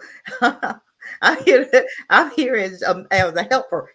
I'm here to help, and I don't mind helping, but I know my duties and I know what I'm supposed to be doing. But I'm not supposed to be working harder than my husband. You understand what I'm saying? So yeah. I feel you. I definitely feel you. And I also wanted to say the only too, like when you be like, yo, like, because like they be like black dudes like fat girls, but it's really the truth is white dudes just like girls built like teenage boys, really. You know what I'm saying? Like 95-pound white girls like built like boys, teenage boys. So that's the truth about why they try to say that. I'll play a little, and this is Michael Jai White, by the way, who is he can fight, you know what I'm saying? He's nice, you know what I'm saying? He could probably beat up everybody around here, you know what I'm saying? And this is him talking about manhood, you know. Yeah. Who wanted so deeply to have a loving family. Yes. This is why I built the armor that I did. This is why I tried to protect myself from my surroundings. But this is why I would give my life for my buddy or whatever, because I had all this misplaced love that I didn't know what to do with. Right. So as this gangster thing, you love hard, you do everything hard. It's all about this emotion. Yep. And one thing is, like, when I learned about the whole Tyson thing, we were so similar, is that I was an artist all this time. Right. Everything else was an armor that I built around my sensitive heart. Right. And your vulnerable space. Absolutely. Yeah. So why am I going to build this armor if I don't have something that I'm protecting? My brother, who's like an engineer, completely different, grew up in the same household. All right, see, this is super long, so we're gonna we're gonna kind of skip through into the important parts. We are going to go over common pieces of. They're talking about black masculinity here. I'm doing the best I can with every 24 hours I get. He said, Tyrese said, "What more do you want from me?"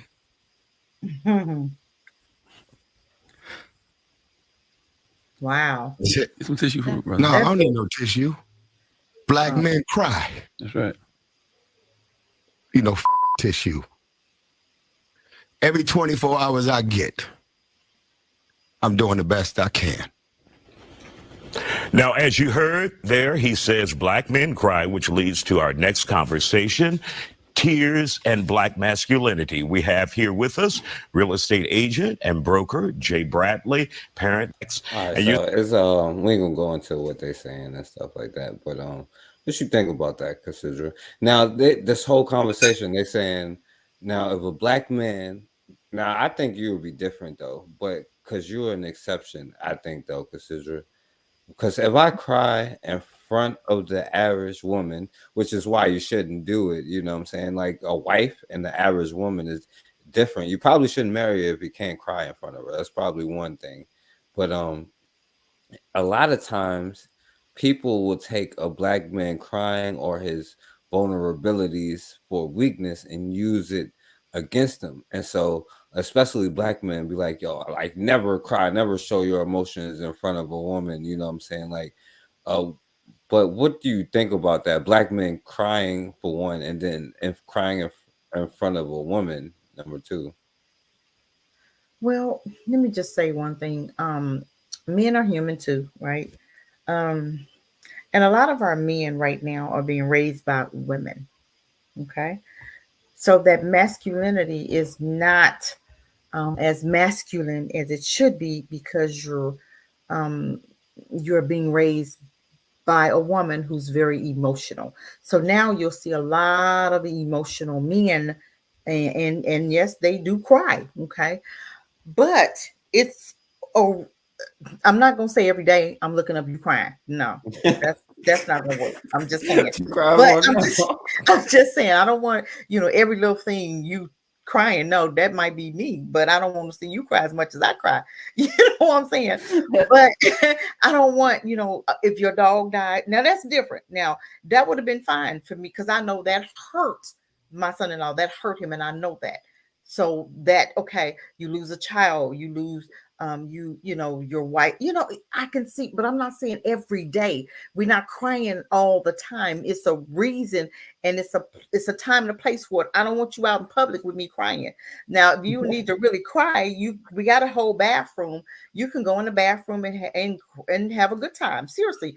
I could see if your mom died, your dad died, if you like, damn, I spent the rent money. Now you need to cry because I'm gonna need your ass to get up and go and make that thing happen. Because I'm not. You're gonna cuss me out. I'm gonna cry Okay. because you're gonna cuss me out. Because you gonna have a bad. I'm just saying now, if you crying because of the rent mortgage money, or if you crying because you just spent the car no money, and now I'm gonna have to come up with some extra money, that ain't happening. You're gonna have to do what you got to do. But I'm just saying, I know that there are situations, and if he's crying because his grandma died, stuff like that. You ain't gonna that's even some of you don't want to cry when in that aspect. I don't have a problem with that. But like I said, I don't want to see you crying as much as I'm crying because I'm tough too. But I do have my days where I'm just really fed up. And I remember one night I was was it Sonia? It was somebody. It was one incident that happened, and it was just this little incident with these black folk and us being murdered. Sometimes that gets under my skin. You know what I'm saying? I've gotten to the place where I don't even want to hear nothing else about Kamala Harris and Trump. I don't want to hear no. I don't give a damn who wins. Just whatever. Really, my thing is I'm so focused on doing other things so that I can get the hell up out of America. So I don't really give a damn who wins. Okay. But I think it was Sonia Massey. That really hurt my heart when I saw that police and what he did. I cried on that one. That thing hurt. I didn't think my husband knew it.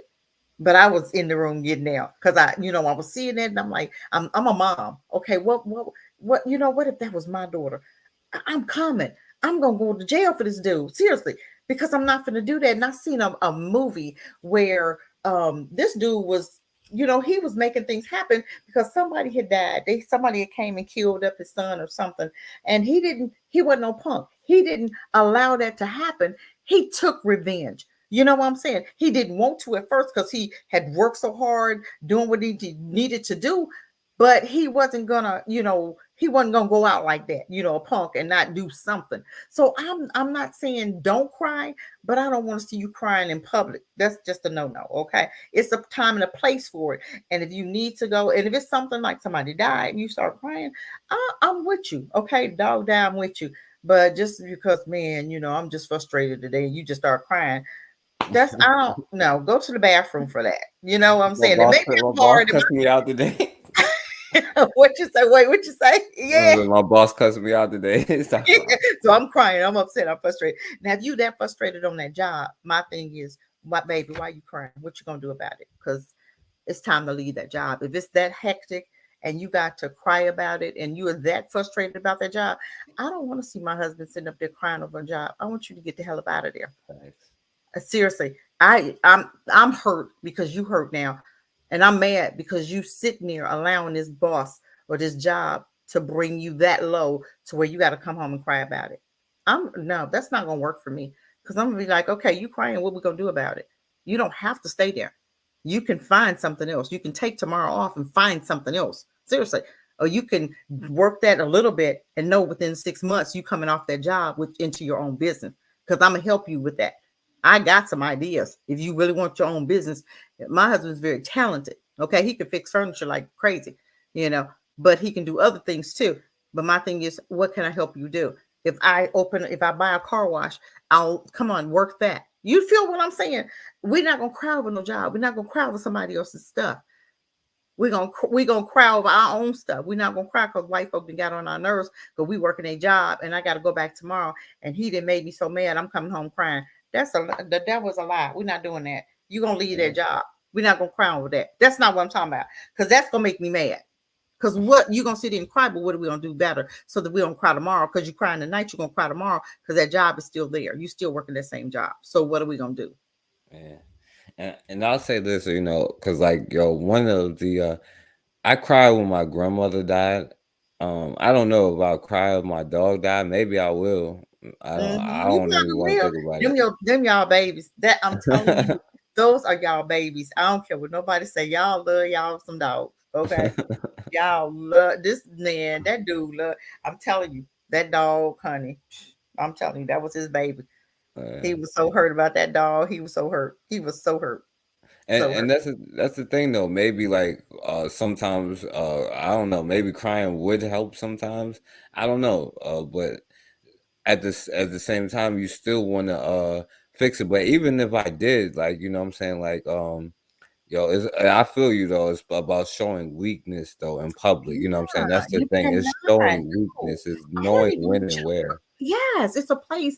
I don't want you on your job in the car. I seen a man on the whole video in his car crying about what someone was going on in his job. And he said, well, I got to go back in here. Bitch, you ain't got to go back in there. We're not going back in there.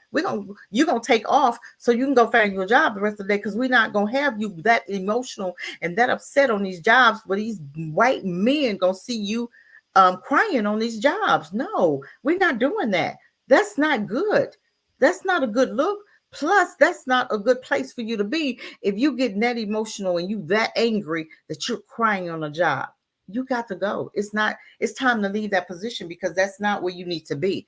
And I guarantee you, if you came off that job that day and you told them, hey, I'm gonna take an emotional, I'm gonna take a week from my emotions or whatever, or you gonna just take a couple days to go and find you something, I guarantee you in the midst of you stepping out, a door's gonna open up because you ain't supposed to be there that long. If you're that frustrated and you are crying about a job and you are emotionally about a job, or if you going there mad every day, or it's bringing you to tears because your boss got on your nerves so bad because he ragged you so hard, that's because you're not supposed to be there. And me as your wife, I'm gonna give you permission not to go for the next 3 days. Seriously, I rather help my husband than to see him being destroyed by a white man's job. I give him permission. I got it. If you need to take a couple days, a few days to go find you something else, go do that. I'd rather for you to take off those 3 days to go and find you something else, and then you find something else, and you can get him the finger. Seriously, because I will not. That is not. No. Yeah. And you know what? I'll say one thing, the tears, when you get so mad that you finna do something and then the tears.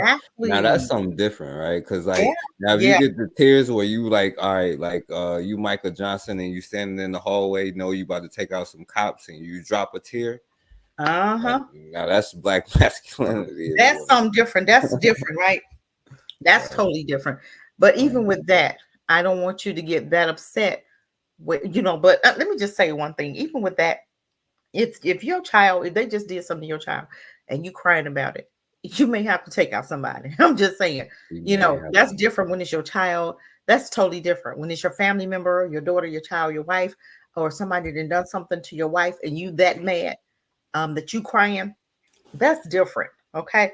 Because that means that you at that breaking point that you like getting ready to flip. Okay. But we have to, you have to not, what I'm saying is, I don't want you to get to that point where you are crying emotionally over a job. That's what I'm saying. Now, yes, it's going to be things where you're going to cry over. And women understand that because we cry babies too. We may be tough. We may act tough, y'all. But we have our moments where we get in that little corner and we can get down. Okay. because we're sensitive. We women, we can do that, but we can bounce back and then we tough the next hour. Okay. But for our men to do it, it's different. But we do understand that there are moments where you are going to cry. And yes, I put him on the pot to cry, Bakari.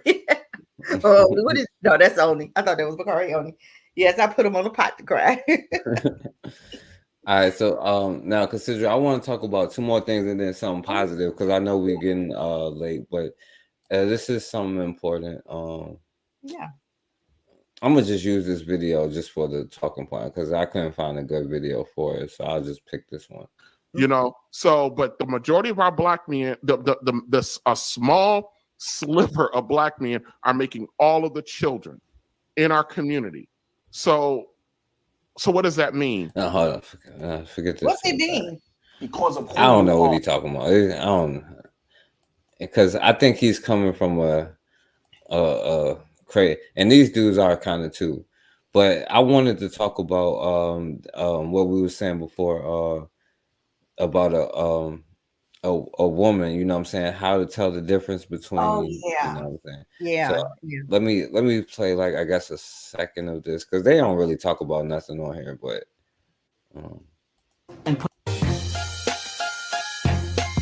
Secret, like women want the attention, they want a man, but then they also want somebody that can relate to them and empathize with them. They want a lot of things. Being raised by a woman, like some say, you know, my brother always sounds kind of sensitive, but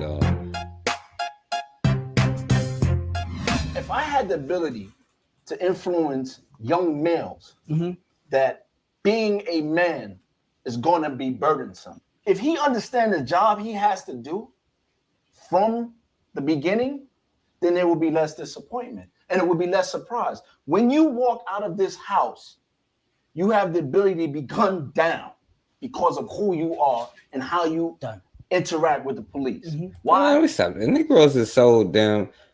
Scratch all of that. What the? Why is you sitting there telling him you got the ability to be? You also got the ability to gun somebody else down if that's the case, bruh. You know what I'm saying? Like, yo. Yeah. Anyway, scratch all that. You know, consider speaking of like, because this was supposed to be like about something totally different, but this is black manhood in a nutshell right now. Because and you know what it is like. Is somebody else talk? That is somebody else there that can talk besides him? They all say the same stuff. They all. But let me ask you this question, consider right. Say like somebody breaks into your house, right? And they take all your stuff, you know what I'm saying? Like they beat up your daughters, you know what I'm saying? They beat you up, then they make you and your family sleep outside in the back tent. Wait, okay, hold on. But hold on, let me ask you. Look. Now, your husband let this go down, you know what I'm saying? Imaginary husband lets this go down. What would you do to that? How would you feel about that imaginary husband? Hold on, forecast. For one thing, let me tell you what. Okay. If I heard, say for instance, I heard somebody coming into my house, right? Because I'm such a light sleeper, right?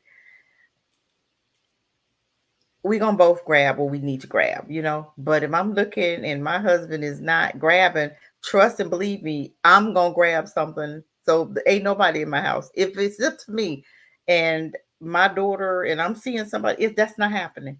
I swear it's not happening. If I can get to something, trust and believe me, you coming in my house, I'm already feeling threatened for one, right? I'm feeling that my life is going to be taken. Two, I'm feeling fearful. Three, and you're a man, so I know that you're stronger than me. I'm going to have to handle business. I'm looking to my husband to do it, but if he don't, I got that. Because we here to cover each other. And maybe he knocked my husband out for some reason. He on the ground, so he can't. That's different. But if he is conscious and he didn't do what he needed to do to save me and my daughter, it's not going to be a husband because it's not going to be a marriage because I need somebody that I can trust.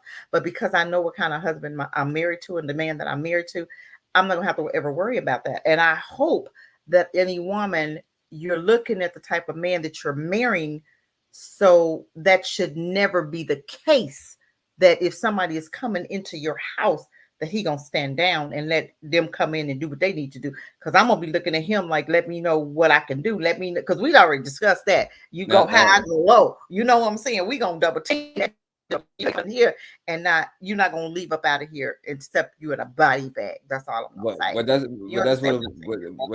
that's what I'm saying. The question right now, Black men have allowed Europeans to come into Africa and do just that.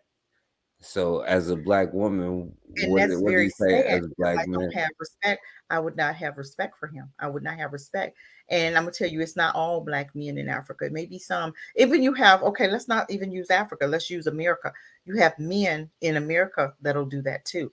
Okay, we've just seen it. Okay, so we see it all the time with Black men that will allow certain things to happen in the home. We see that all the time, you know.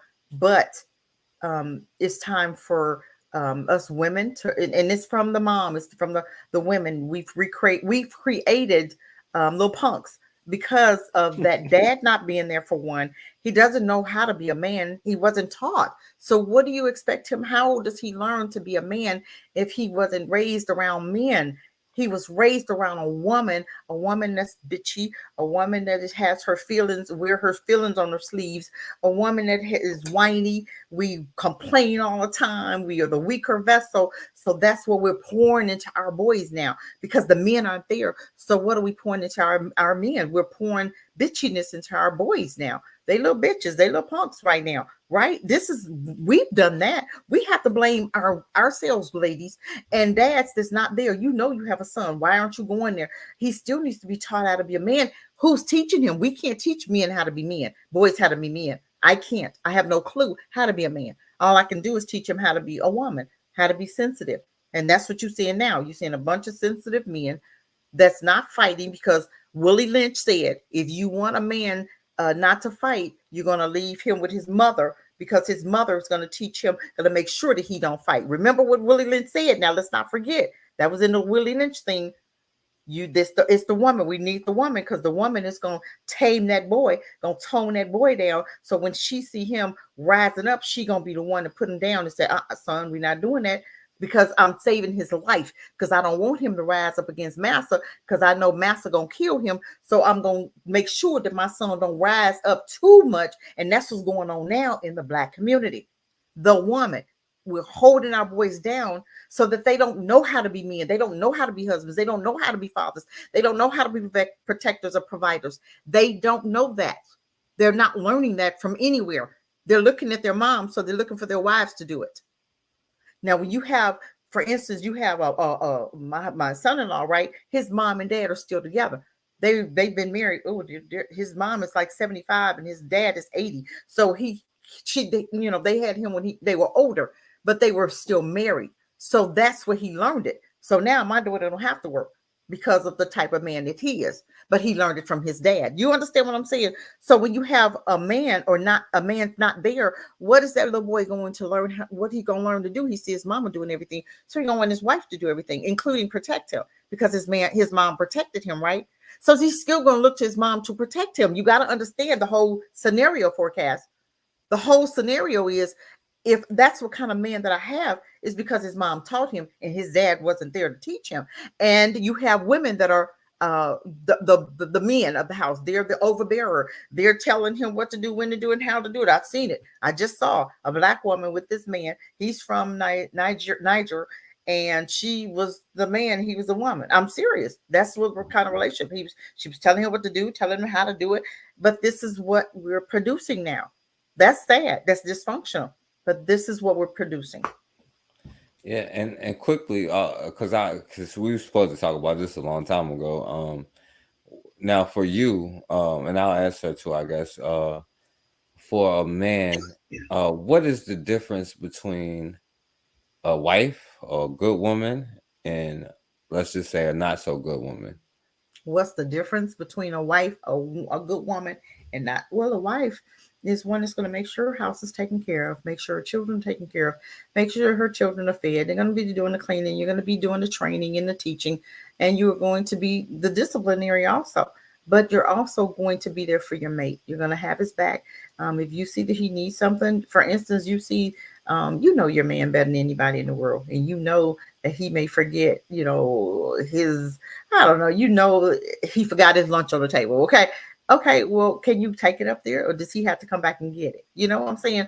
Or for instance, you know, a bill is due, and you know that he may run a little short. Okay, what are you gonna do? Are you gonna help him? Are you gonna just, honey, you know, or you gonna let your lights get cut off, or you gonna help? You know, but a good man is gonna make sure that he's covered. But just say like he had a short week, that he was sick, he had COVID or whatever. I'm just, you know, and of course his check was short. Okay, a good woman is gonna be there to have his back no matter what. But we ain't talking about having it. We're not talking about doing them bills all the time. We just saying, okay, if you run a little short, okay, I got you this time. I got you, you know, because we know you were sick. A good woman is going to make sure that her man is fed. That, you know, you're gonna be cooking. I cook before I go to work. If I have to be there at 11 o'clock, I get up in the morning. I go to the store because sometimes I don't know what I want until in the morning. I still exercise. I still read. I still do what I'm supposed to do. But I guarantee you, my husband come home, he got a meal waiting for him, because I don't want him eating out all the time. You know, so I know that it's some cholesterol issues, so I'm going to cook good for him. I'm going to make sure that he's not eating a hamburger. I'm going to make sure he's not eating French fries. I'm make sure that he's eating good. You understand what I'm saying? So a good woman has got it all covered no matter what. We're going to go above and beyond. Now consider. Oh, go ahead. I'm sorry. Go ahead. No, keep going. And I just want men to understand what a bad woman is. Those are women that are selfish. You know, a woman that is not going to do nothing for you. You know, even if you running short, dude, I don't know what you're going to do. You better handle your business. You better do what you need to do. That right there is an issue for me. Okay. Because I'm believing that, okay, he fell short for a reason. What happened? You know, was he sick? If he was sick, you got him. You should have him. Okay. But a bad woman is a bad attitude, a selfish. And sometimes, a lot of times, if you watch her mom, you're going to see what you're going to get. Watch the mama.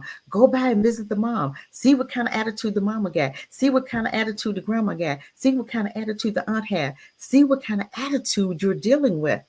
See how she grew up. Did she grow up with just her mom? Did she grow up with her mom and dad? Did she grow up with the grandma? Did she grow up with what kind of relationship does she have with the mom? What kind of mom is she? What kind of mom do you see her? What kind of mom is her mom and her grandma?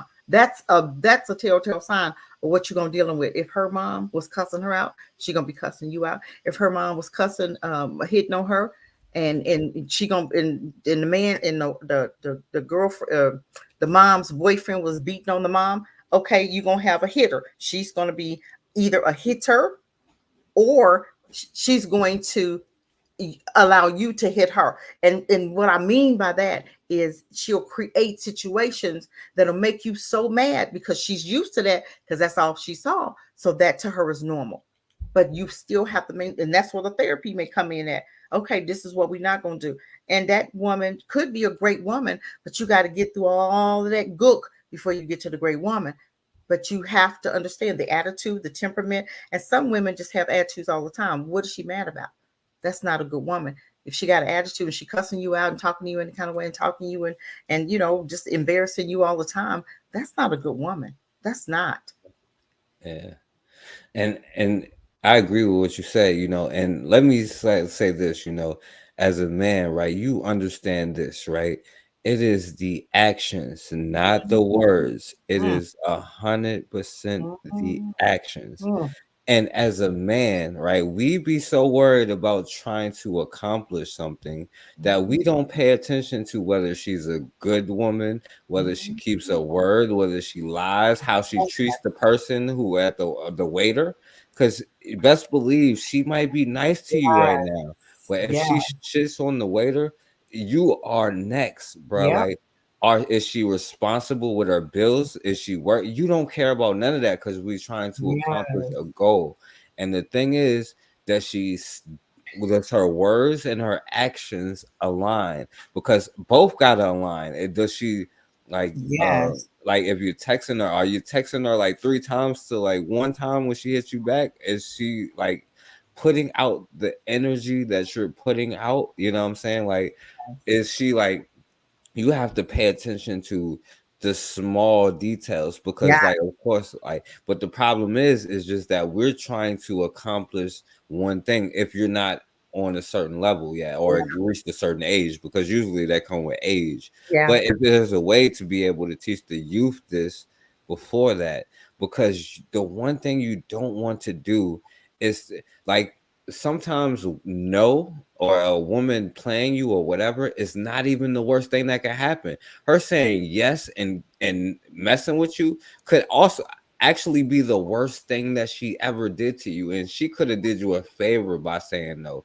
because you could be caught in debt forever. You could be caught in all types of situations. You could be in jail forever. You could be dead if you messing with the wrong one. You know what I'm saying? So like saying no is not always the worst thing in the world. You know what I'm saying? Rejection and all of that stuff is not always the worst thing in the world. You have to be okay with all of that, right? And a lot of times that we make it happen, we don't pay attention whether their words and actions align, and being patient to see, because listen, it's easy for like the first couple weeks. It's easy for the first couple months, but there's going to be like in 6-7 months, something that she says is not going to align with something that she said before. And then if you ask one question, you could be going down a damn rabbit hole, and she ain't the person. Like, you may believe everything she said, it could be half truth, but it could be also 100% the truth. You know what I'm saying? It could be all of that. You know what I'm saying? The thing is just taking your time and understanding the value, first and most importantly, the value of your seed. You know what I'm saying? Is how valuable that is. You know what I'm saying? But anyway, Don't forget one thing: how she treats her ex. yeah, how she treats her, as she get along with her exes or Yes, not. I'm telling you that matters. Because if that woman cussing that man out and treating him crazy, you might be an ex one day. That's how you're gonna get treated. Okay, you You got to next. watch everything, fellas. You got to watch it all of it. It's inevitable that you're going to be next. It ain't like you're going to be next.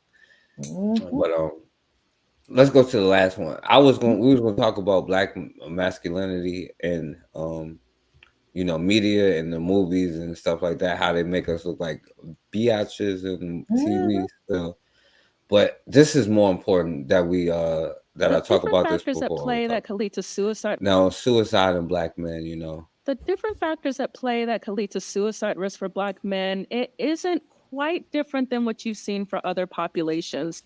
History of mental health challenges, substance abuse. But for Black men and boys specifically, we have the interplay of racism, everyday racism, and discrimination that affects their everyday life.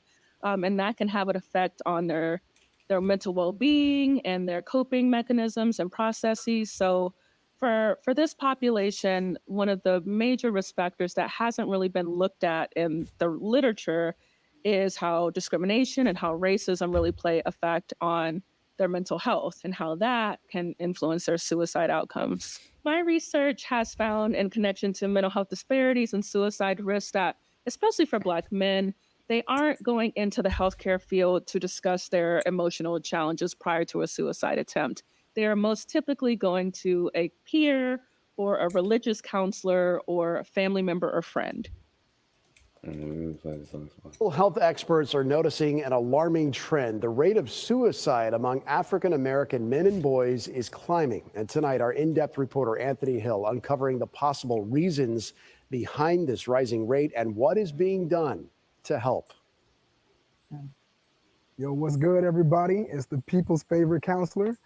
I'm here, I'm chilling. Y'all are about to see something right now. Tariq Greensbury is a local therapist. He's the owner of Dearly Loved Counseling in Tampa, and he's spreading the word about the power of therapy. I am all about mental health of all people. For 8 years, he's been seeing clients in a typical office setting, but recently, he's begun to harness the power and reach of social media by recording inspirational videos. And you're gonna actually get to see some of the people brainstorm, share stories. Tariq invited friends, family, and mentees over to have a candid conversation about mental health among Black men. Nice to meet you. Nice to meet you. Derek, my cousin Nick. We'll check in with them later. And we're gonna have to do something about it because with the numbers that I've been seeing, it's not looking good. This is Natasha A. Pierre, a mental health educator. And the numbers causing her concern are the increasing rates of suicides among Black men and boys. According to the Suicide Prevention Resource Center, young African American men commit suicide at more than 3 times the rate of African American women. And the suicide rate for Black children ages 10 to 19 has risen 60% just over the past 2 decades, outpacing any other racial or ethnic group. Despite the rising rates, many Black Americans are not using available mental health services, which Natasha attributes to a lack of insurance. If you've got the cash, great. But if you don't have the cash available, then that excludes you from services that can really impact, benefit, and affect your mental health positively. I'm greater. I'm working on. Living Hope Productions is trying to be a part of the solution by providing a safe haven for Black men to talk about mental health. Now, this is also a place of Now let me stop this. Now this might be wrong, and I might be messed up for saying this. You know, like, and because it depends on what it is, right? Because when they're talking about suicide, you can't let them win. They're designed to make you want to feel this way. It's not even by accident. Right. Because people like you'll be surprised if you talk. We don't talk to each other but if we did, we'd be surprised how many of our fellow brothers feel this way, because the society is designed off of our blood. Like, our death makes it profitable, so us killing ourselves makes it profitable. You know what I'm saying? But like, you don't want to let them win that way, where you just take yourself out and you don't do nothing, right? And what I'm saying is, right, because this may be wrong, but if you get to the point where, like, yo, suicide, then you may as well be like, okay, if I don't care, right? Well, I feel like, yo, you may as well make that mean something, meaning like you can do something to change where you have no more fear, to where you can go out there and do something to make a change, because it doesn't even matter. So that's almost freeing, that like, yo, the feeling like, yo, where you feel like you ain't enough, where you want to commit suicide. Like, yo, it's no, forget that commit suicide stuff. I'm willing to die for if I'm willing to commit suicide, that means I will be more willing to die for my freedom then. That means I'll be willing to fight. So that's almost freeing in a way, even if you accept that. You know what I'm saying? Like, if you one of those, like, what, don't even give them the satisfaction of like winning, because they want you to do that. They want you to work and then off yourself. You know what I'm saying? But if you're willing to like off yourself, then that means you're willing to sacrifice your life for the greater good. You know what I'm saying? Which will ultimately win. You know what I'm saying? Like, so if we are willing, if we are dying and willing not to do anything and willing to even kill ourselves, you know, like, aren't we willing to stand up for ourselves, even if that would mean that we would get killed? But we're standing up for ourselves, not just killing ourselves, because we will win. I know we will win, but you can say, I think we will win. I hope we will win. But if you don't at least fight, you know what I'm saying, you will never know, you know. But I don't know. What you think about that, Cassidra? I am, man, you know what? I don't think I really understood the gist. I always thought, and this may be just my stupidity or whatever, but I always thought that when white folk talk about Black folks' suicide, they always want to make you feel that you're dying more than them. So they'll have an excuse of when they see you hanging on trees, that you'll just say, oh, maybe it is really suicide. So I'm really skeptical about when they bring up a conversation. And when Black folk bring up a conversation, where did you get your information from? Did you get it from a white person that's telling you, oh, Black folk are killing themselves, it's on the rise? I'm kind of really skeptical about that, because I know how these crackers operate, and I know how they lie outside. They lie about everything, and they could be making that up also about us murdering or killing ourselves. I still think that white folk are the masters of suicide. Seriously. Yeah, I agree with that. So I just don't know, and I would really love to be able to prove that we are killing ourselves as much as what they're saying. I don't think that that's true. You know what I'm saying? So maybe I'm wrong too. No, I agree with you. What you're saying, like, what you're saying is actually facts. I agree with what you're saying. I guess let me put it this way, right? As far as Black people, I think that the way that we do it will be like drinking and smoking and doing dumb stuff, you know what I'm saying? And not actually doing what we're supposed to do, you know what I'm saying? We kill ourselves slowly, you know what I'm Yeah. saying? Okay. Like what we have like diabetes, because I agree with what you said. What you said is right, because but I do think that there are a lot of black like look, I've been there. I'm not gonna lie to you. When I was like 16, right? I don't know if I was trying to or not, because I didn't. I would have actually did it, but like I took a bunch of pills when I was like 16. I can't even tell you why. You know what I'm saying? Was it the And people you were hanging with, or were you just really yeah, I alone? didn't even really hang with nobody. I ain't really have friends and stuff like then back then. You know what I'm saying? Like I ain't really talk to nobody. You know what I'm saying? I don't. I was in my own thing. Like I don't know. You know what I'm saying? Like I was like just like I guess empty. Like it's not even worth it type of thing. Yeah. You know what I'm saying? I did it when I was like 16. I'm not gonna lie. Okay. But do you talk about that with your therapist to understand that more, to see why and where did that come from? What was going on at that time to make you feel like you just wanted to end it all? And I understand what you're saying, but America, this whole country is enough to make you want to be like done, seriously, or to make you want to go out and just revenge a whole lot of thugs and blue. You understand what I'm saying? Or to Yeah, burn right. some shit down. Because when you have gone through, we have gone through hell in this country, and we're continuously to go through hell. Every chance that we get, we'll see a 16-year-old, or we'll see the body snatchers, or we'll see, organ trafficker, or we see our babies coming up missing. They walk in minding their business, and here you come, slapping them upside. You know what I'm saying? Just doing stupid stuff just because you can. And then if they try to fight back, okay, now you want to send the girl, like the girl and the white girl had a fight, and then she busted. The white girl just stepped to her, she beat her behind, and now all of a sudden, now you want to bring her up on charges. No, that's what I'm talking about. This country makes you want to either end it all or hurt somebody, some people's, okay, Right. more than one. Facts. You understand what I'm saying? All So of them. yeah, so I mean, how do you And I do would we say do we want to stay here and continue going through this, or do we want to try our hand in another place? For instance, going to visit Africa just to see what it's like. How many people have never been to Africa and you scared to go because of what you've heard? That used to be me, but I got up and I went by myself. For the first week, I was in Kenya by myself in the midst of the people, not knowing anybody. But I just started talking. I went out, started walking. And I'm telling you, I would have stayed. If I could have worked it out to where I'd have been getting income there, I would have stayed. I would have still been there. I would have stayed there. Absolutely. I would have never yeah. come back here.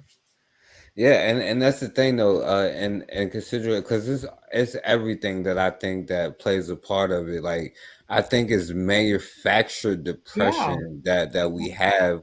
Like Yeah. we eat all of this stuff, like our interaction, like the interactions between men, our husband and wives, black marriages is probably number one target. Destruction of the black family is number one target of America, or anybody trying to kill us, you know what I'm saying? Yeah. And killing us is profitable. And all of that creates all of these kinds of traumas from childhood that we don't feel worthy enough. We don't like, and that's all of that America society shows you. And as a black man, if you don't have like the money and you don't fit and really it's living up the ways of the Englishman in modern times. If you don't fit the standards of the Englishman, then you're worthless. You know what I'm saying? If you can't whatever, and even the people who are willing to like do whatever against it, is very few people who will actually back you Exactly. up. You know what I'm saying? And they Exactly. will let you go. And like, yo, there is this like hopelessness feeling that a lot of people have on the low.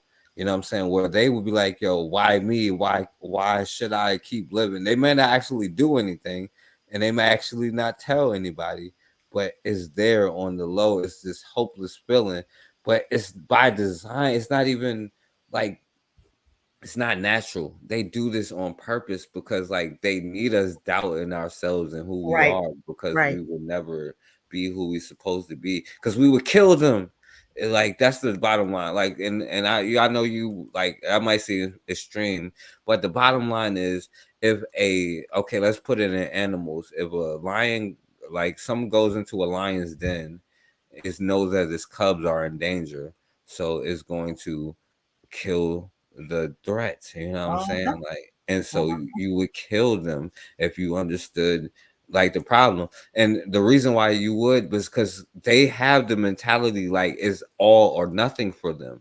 We have the mentality like everybody can hold hands and share at the top, and everybody else is like, no, Negro, I will kill you to take it from you. You know what I'm saying? And we ignorant on that fact, you know. Yeah, while we sitting up there trying to help them eat, they looking at you like, I'm gonna take all of it, and you ain't gonna get none of it. You understand what I'm saying? Exactly. So I understand totally what you're saying, but we this is who we are. We are just we are so damaged. How do you get past that? I mean, do you believe that we would be where we are today if we would have stayed separate from them?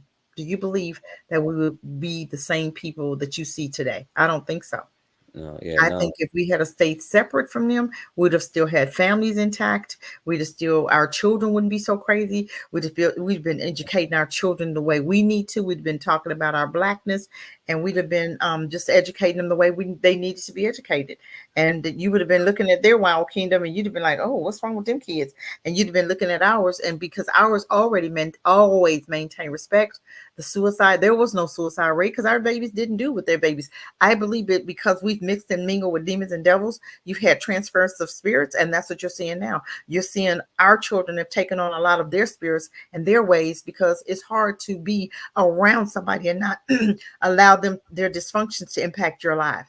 So this is our fault because we came together with demons and devils, knowing how they are, and you chose to live amongst them. So now you've put your family at risk, yourself at risk, because you have decided to live in a damn lion's den instead of keeping your ass across the way and put your fence up, your borders up, so the lions can't come into the den, or so your cubs can't climb the fence and get into their lion's den. So now you have our cubs acting like they cubs. You know what I'm saying? Because of the wildness and the dysfunction, and that we act just like them. It's hard to be colonized and not act like the colonizers. Yeah, and that brings us like to the what I think is the only way, and that's the next generation. Like the ones who haven't been already programmed, Yeah. and if only we can just not pass down this most of the trauma, just not some of it, maybe you know what I'm saying, and give them an opportunity.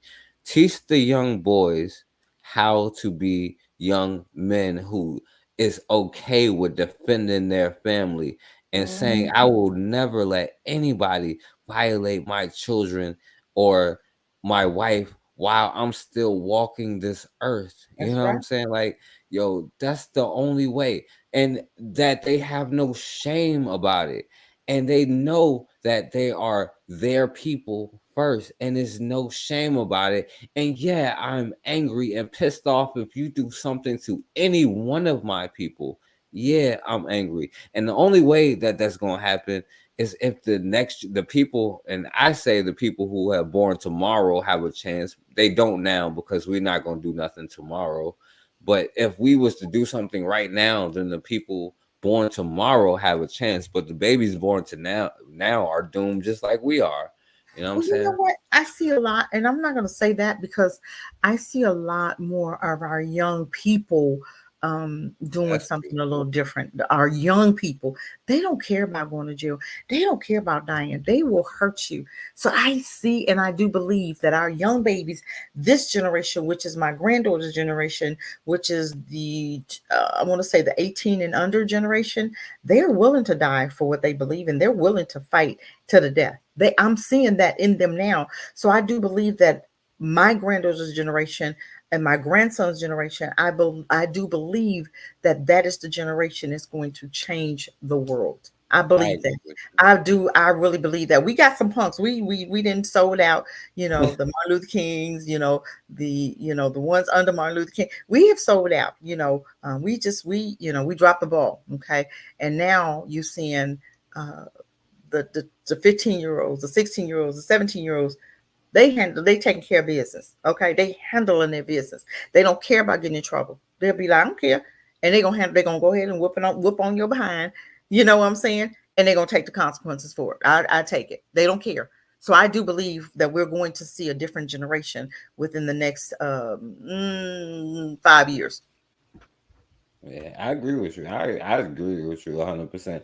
I think the generation under me is more militant than my generation is, and the one Absolutely. under them will be more Yes. militant Yeah, than that. absolutely. And I do believe that there is a time coming where we're gonna have a civil war. And I do believe that a lot of our young boys, they ready.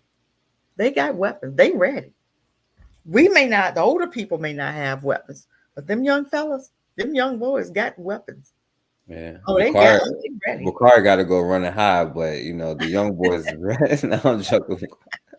But they ready. I'm saying they ready for civil war because it's gonna happen within the next 5 months. I'm telling you, if not the next 3, but I know by November we are going to be in a war, and it's gonna be for 3 years, 3.5 years. Trust what I'm telling you. I'm telling you. I'm just like, God, I sure wish just hold off until I can get out of here. Because I say by the time I'm retired, I'm gonna be retiring someplace else. It's not gonna be here at all. That's why I'm so in a hurry doing what I'm trying to do right now so that I'll be set. I'll be fine. Yeah, I feel you. I definitely feel you. And as we close, like speaking of solutions, one thing, the power of But mentorship. we're back on changing lives, and I got a great show tonight. Tonight we're going to be discussing, do mentors really matter? And the reason I've had a couple of personal things that have sparked my interest in talking about mentorship and teaching. Everybody knows that I'm a proud member of 100 Black Men. I've been a youth football coach for 21 straight years. So I do a lot of interacting with kids in the community and also younger people. And also been a mentor to a lot of young entrepreneurs, people that are getting ready to start in business or going into the corporate world, and also being on the other side of it, getting mentored myself by some awesome people that I wanted to kind of discuss tonight. But again, All right, so I said, but y'all get the point of the conversation. Damn. Or anyway, Black mentors. You know what I'm saying? We definitely need more of these. That's the only way. Like we were saying with the next generation. I don't even know which video I had. I lost it now. My bad. But what you think about, like, speaking of solutions, Cassidra, with Black mentors and Black men being there for young Black boys or whatever. What you think about that? Absolutely. I do believe that that's where it's going to start. I do believe that you had it up there where they were having a little mentorship meeting, and the Black young men was talking about what is a man. And I think we need to get back to that conversation. And I think our young men need those mentorship programs. We used to call them, back in the day, they were, it was almost like training and teaching. They called them young soldiers. I think that's what they were calling them back in the day, where older, fathers was coming together on Sundays, and they was, or Saturdays, and they would have like a father-son breakfast, and then they would have those conversations, and, because they maybe did some camping or whatever, or they would have come there and for mentorship. So I think we need to get back to that. I think that's so important. The bonding and just because stuff is it's getting out of order, out of hand right now. And it's to the point where people are not afraid to say women are not afraid to say my girlfriend, my husband, my girl husband, whatever you call them. I don't know what the hell they call them. And even men will come up and say my husband. And that to me is so foreign. I'm like, what the hell you mean your husband? That is so foreign. But you have so many people that come out and say that so, like, it just flows out their mouth and they're not even shame. I'm like, the hell? I get embarrassed for them when they talk about my husband and you a whole man. What the hell are you talking? I thought you supposed to be the husband. You know what I'm saying? You talking about a whole husband. Get out of here. So yes, I believe that this stuff right here is so important right here. That's so important for our babies. And I think we need to incorporate it in our new schools that we built for ourselves and our babies. Right. And consider, and that's why I shot you out, consider, because you is the only one that I know that'll be just as real and like keep it all the way 1000. And that's why I respect you all the way. And because like this is the truth, like yo, I struggle with this every day, and it's a constant thing, you know what I'm saying, where you keep building over and over, you know what I'm saying, where like, yeah, I sometimes I feel like let down by the older men, the older generation. You know what I'm saying? I be making fun of Bakari, was saying his generation, but it's not really them, because it was his parents that fought for the integration thing, and they was the first generation to get taught Yeah. by white teachers. You know what I'm saying? Yeah. Yeah. And they don't teach us the game. We have to learn everything the hard way. And then they Yeah. turn around and blame us for being that. You know what I'm saying? Like they call us the crack babies, but y'all was the crackheads. You know what I'm saying? Like, did you ever Right. think about that? Right. That's Like, the same of it. But we have to apologize. We really have to apologize to our children, because we dropped the ball. We did. We dropped the ball because we were allowed to go to their schools. We were allowed to live in their neighborhoods. We were allowed to work on their jobs. We were allowed to eat in their nasty restaurants, even though they were spitting your food. We were allowed to walk in the neighborhood with our little poodles and our little, so we were allowed to look just like and act just and think just like them. So we thought we was doing something, not knowing that we was being set up. Willie Lynch. Okay, let's not forget Willie Lynch. And our men still wasn't coming around. Our men was leaving the homes. Our men were not working. Even now, if you look now, it's the same stuff. We're repeating the same cycle with every generation. Look at our children now. Black men aren't working. I don't know where they work at. I'm looking and I'm like, I meet a lot of black folk, period, men and women now, who's not working. Where are we working? I don't go in no place and see black folk no more. AutoZone, go in your area in AutoZone and see who's working. Go to the McDonald's and see who's working. Go to the chicken place where we used to dominate these restaurants. You see the Mexicans.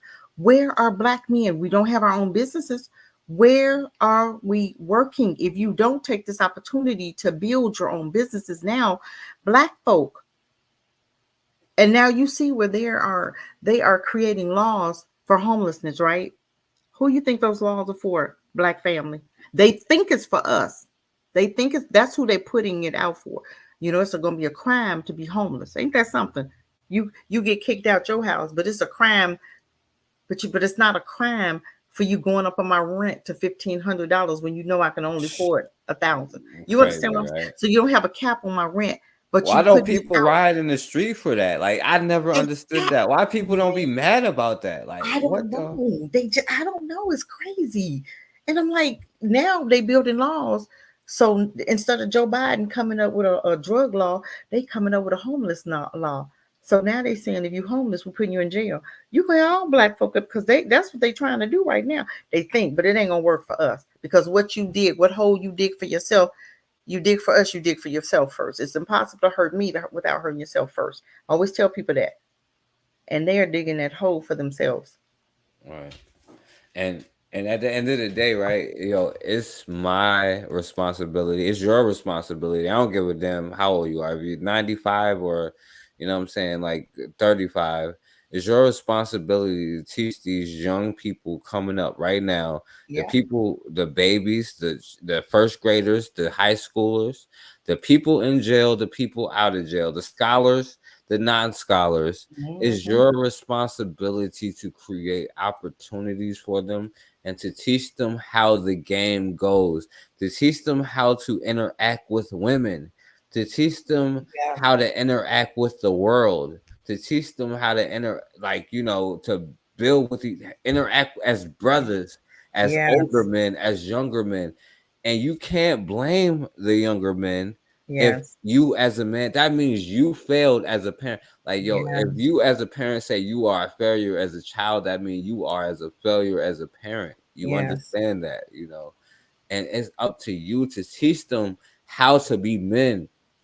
But if you could never accept the man that you are, and you know what black man is me, you know what I'm saying? Because I said so, you know what I'm saying? What are you going to do about it? You know what I'm saying?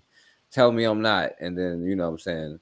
Like, yo, it is what it is, Like, if you ain't willing to, like, make sure that you, your family, and your children ain't good, then like, yo, I don't know what to tell you. You're gonna be a slave for another 1,000 years. Like, it's crazy. Like, I don't know what to tell them, Cassidra.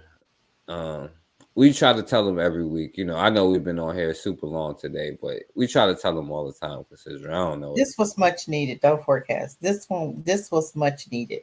I do appreciate it, though. I appreciate you just taking the time out to want to get into some of these scary topics or adult topic, grown up topics.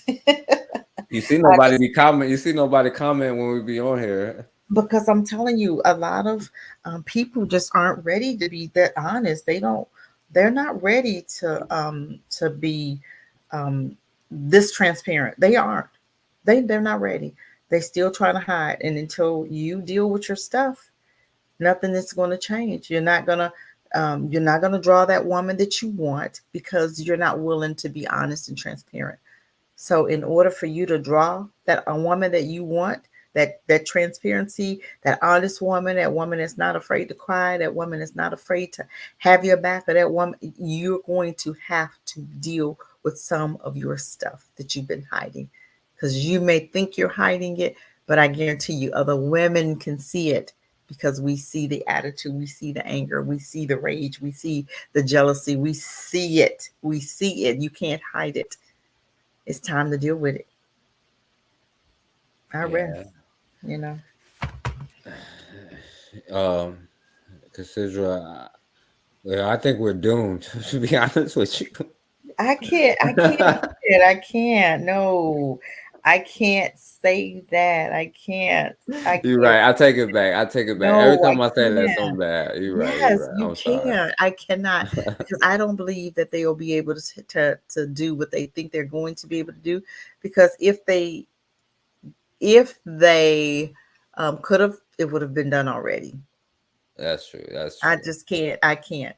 I believe that. Yeah, they can't actually beat us, but like, damn, like it's gonna take like another couple thousand years, I think, for us to No, but I'm just saying, we don't have another couple thousand, because you ready to go into, and I still know men that don't have their passport. I know people that don't even have a weapon. They don't even have a machete. They don't have a knife. They don't have anything to protect themselves with. And you're going to need it. We can shout this from the rooftop. You still gonna have men walking around here by themselves, walking around here without being in groups, walking around here without any type of protection, and walking around here with no passport. Now, you don't have your passport and you don't have some type of weapon, shame on you. You better go get something within the next month, within the next 2 weeks. I swear you better get something, because you're going to be in trouble if you don't. You better be, you're going to be in trouble. You better buy a pack of bullets every week, every 2 weeks. When you get paid, you better go to that store and buy you a pack of bullets, buy you a weapon, get you a taser, get you a machete. Machetes are $5 at Walmart. I'm just saying, you just need to sharpen them. I'm just saying, come on, you guys. I'm not condoning violence. I'm condoning you being able to take care of yourself. If anything pop off, you need to be able to grab something besides a kitchen knife. Right. A machete and a can of chicken noodle soup, you know, like for real, like, and some water. Yeah, you better be ready, you guys. And some batteries. You better be ready for what's coming, because yes, it's coming. And we've been saying it so long, people don't even believe it, but it is coming. I promise you. Just make sure you're ready.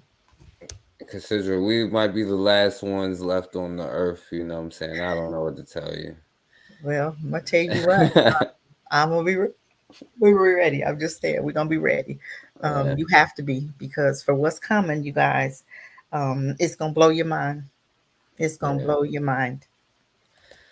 Yeah, I'm gonna let this brother have the last words here. Yes. Be a man. Earn what you need for your own family. Then your family respects you. They are proud to say, that's my father. She's proud to say, that's my husband. Father means you're taking care of those children. Just because you made them, that don't mean you're a father. Anybody can make a baby, but anybody can't take care of it. Anybody can go and get a woman, but anybody can't take care of a woman. So husband means you are taking care of your wife. Father means you are taking care of your children. You are accepting the responsibilities of manhood. Accept the responsibilities of manhood. Stop being a slave and a biatch. If you want to say anything, consider. I think we said enough. Yeah, Malcolm just said it all for us. yeah, facts. Shouts out to Realm in the Bush. Y'all support CassidraCheek, Realm in the Bush, and everything she doing. We're gonna be back next week, and probably I forgot what it was, but I'm gonna go back and listen so I can remember what we were saying. We're gonna talk about next week because that's definitely important. I remember it was important. We're gonna talk about that next Lord, week. I'm trying to think of what it was. Oh Lord, I forget. I forgot to. Shouts out to Oni, Raw, Jermaine, Bukhari, and Raw, Erica, Matron. Shouts out to Matron. Y'all give a shout out to Matron and everybody else. I appreciate you, Cassidra, for coming through, and as always. And as always, y'all, we have got to start standing for something, or we're gonna keep falling for anything. Peace, family.